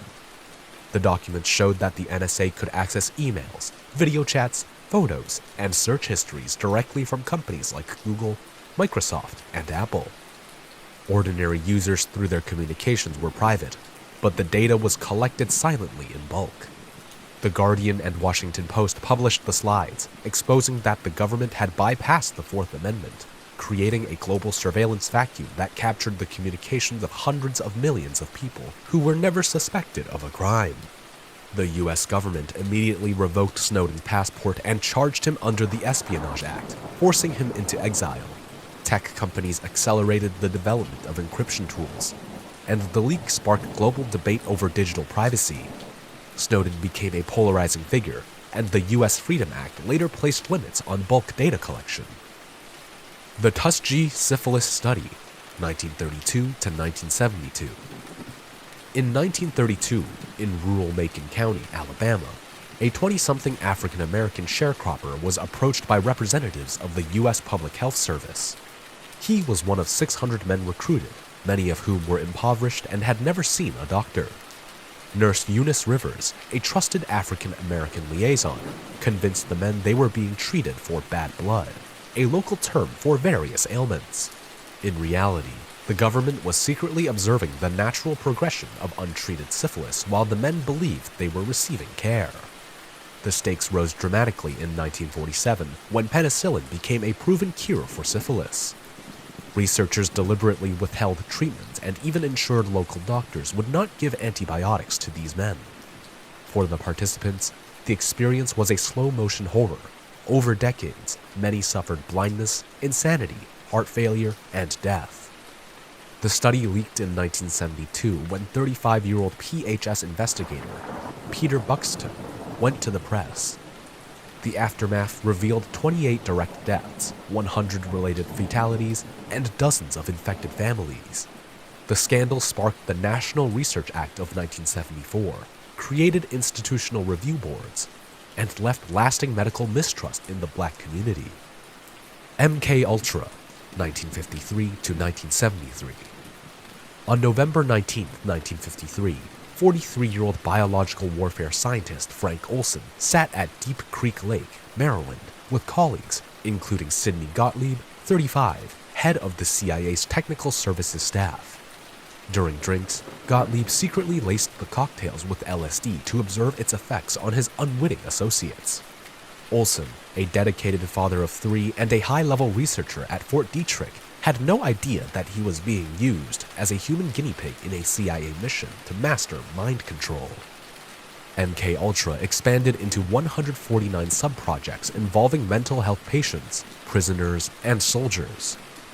Olson became severely paranoid and delusional, yet colleagues treated him as a security risk rather than seeking medical help. 9 days after being drugged, he allegedly fell 13 stories from a Statler hotel window in New York City. Other subjects underwent psychic driving, forced to listen to hours of loop recordings while drugged, effectively erasing personalities and leaving victims permanently traumatized. The CIA was attempting to find a reset button for the human mind, often with irreversible consequences. The death was initially labeled suicide, and records were destroyed. It wasn't until the Rockefeller Commission and Church Committee investigations in the mid-1970s that the public learned the truth. Operation Paperclip, 1945 to 1959. In May 1945, 33-year-old aerospace engineer Werner von Braun hid in a Bavarian Alps resort with his colleague Arthur Randolph, 38, and over 100 other scientists. Von Braun, an SS Sturmbannführer, had developed the V-2 rocket for Nazi Germany, but now sought to surrender to the Americans, hoping his knowledge and life would be spared after the Third Reich fell. U.S. intelligence recovered the Ausenberg list, a catalog of Germany's top scientists, just as the Soviet Union was also hunting these experts. The U.S. launched Operation Paperclip, scrubbing Nazi affiliations from dossiers to bring the scientists to America. Von Braun and Rudolph had overseen the forced labor of over 20,000 prisoners at Mittelbau-Dora, where many worked to death in freezing underground tunnels, smuggled to Fort Bliss, Texas, and Huntsville, Alabama.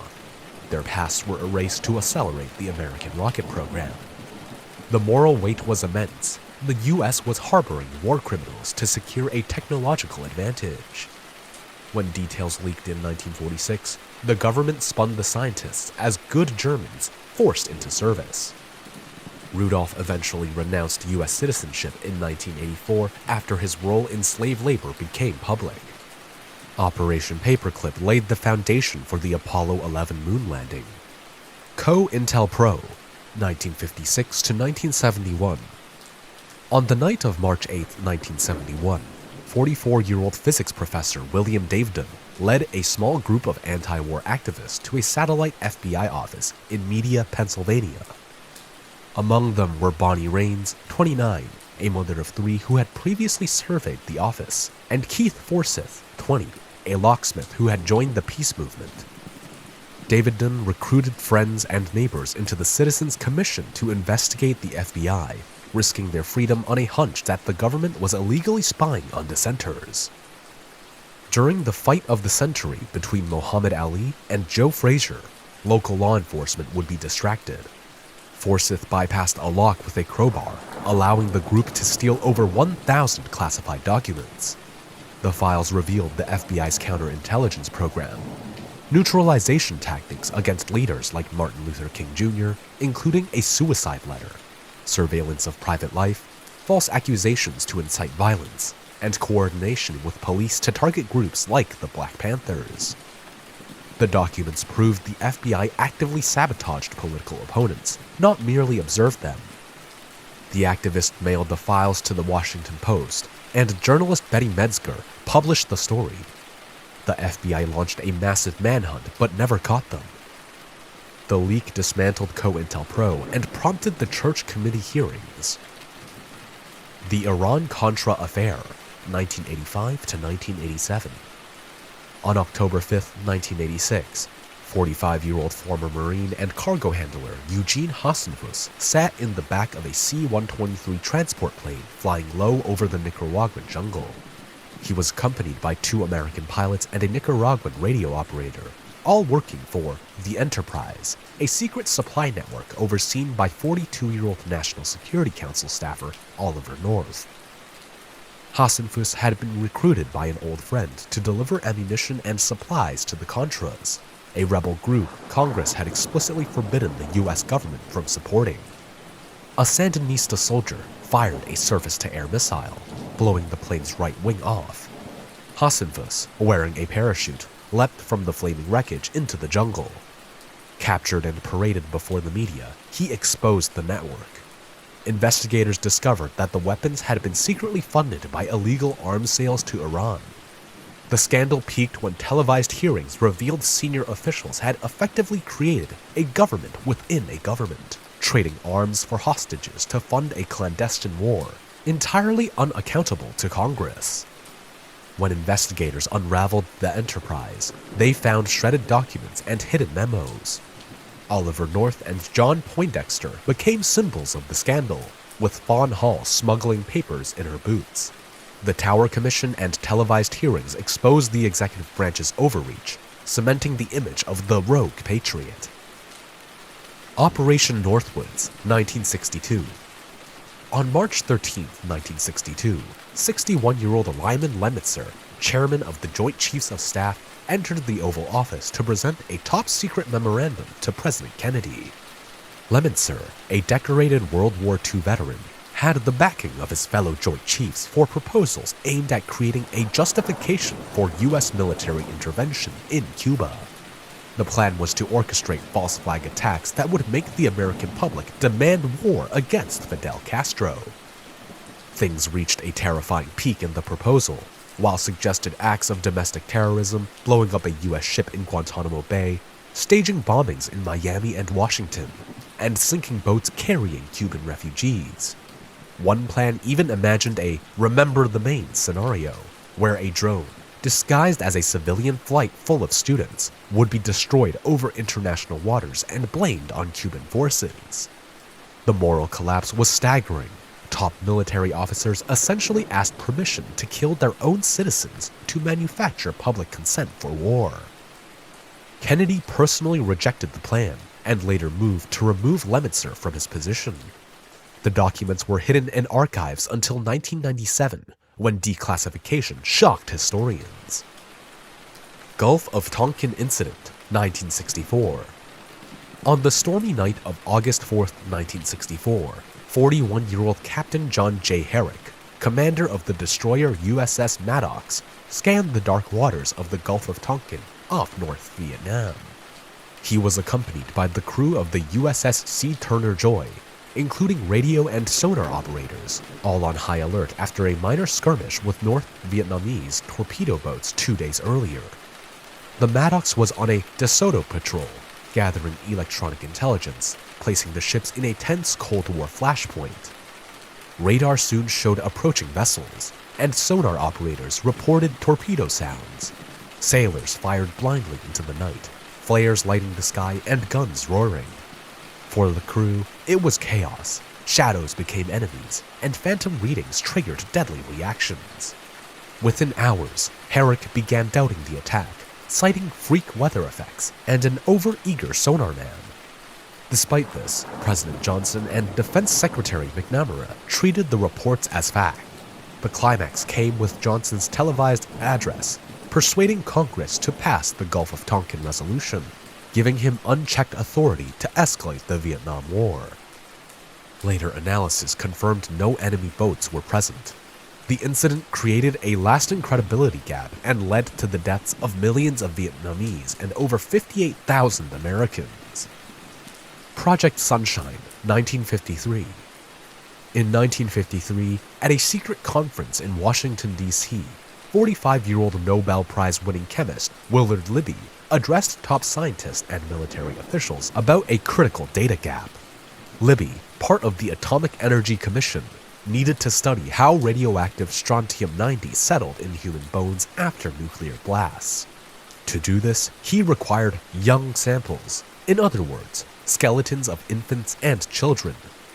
Using a global network, the government began secretly collecting remains from hospitals in the US, Europe, and Australia without families' consent. The situation got dire as researchers targeted stillborns and children who died shortly after birth, whose bones provided the most accurate data. Parents were told their children received normal medical care, unaware that limbs and ribs were removed for radioactive analysis. Imagine a grieving family burying a closed casket, only to learn decades later that the government had secretly intercepted the bodies for experiments. Thousands of bone fragments were transported internationally to laboratories like the University of Chicago, incinerated, and analyzed for fallout absorption, all while the public remained unaware. Investigative journalists uncovered the ethical violations decades later, including cases in Australia where parents discovered their children's remains had been taken. Project Sunshine prompted the 1990s Advisory Committee on Human Radiation Experiments. The My Lai Massacre, 1968.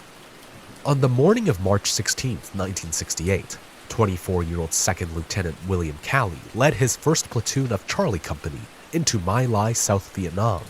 He was under the command of 32-year-old Captain Ernest Mendina, who had given a fiery pep talk the night before. Soldiers, frustrated by weeks of unseen mines and ambushes, were told they would face the 48th Viet Cong Battalion and ordered to destroy the village, livestock, crops, and all enemies. The stakes collapsed into atrocity as the helicopters touched down. Instead of armed soldiers, they found frightened civilians, elderly men, women, children, and infants. Calley's men began a 4-hour massacre. At an irrigation ditch, Calley personally ordered women and infants to be killed. When a soldier refused, Calley fired himself. Only the helicopter pilot, 24-year-old Hugh Thompson, intervened, landing between the soldiers and civilians, threatening to fire on U.S. troops if the killings didn't stop. The military initially filed false reports claiming a great victory. Investigative journalist Seymour Hersh exposed the massacre in 1969 after whistleblower Ron Rittenhour's tip.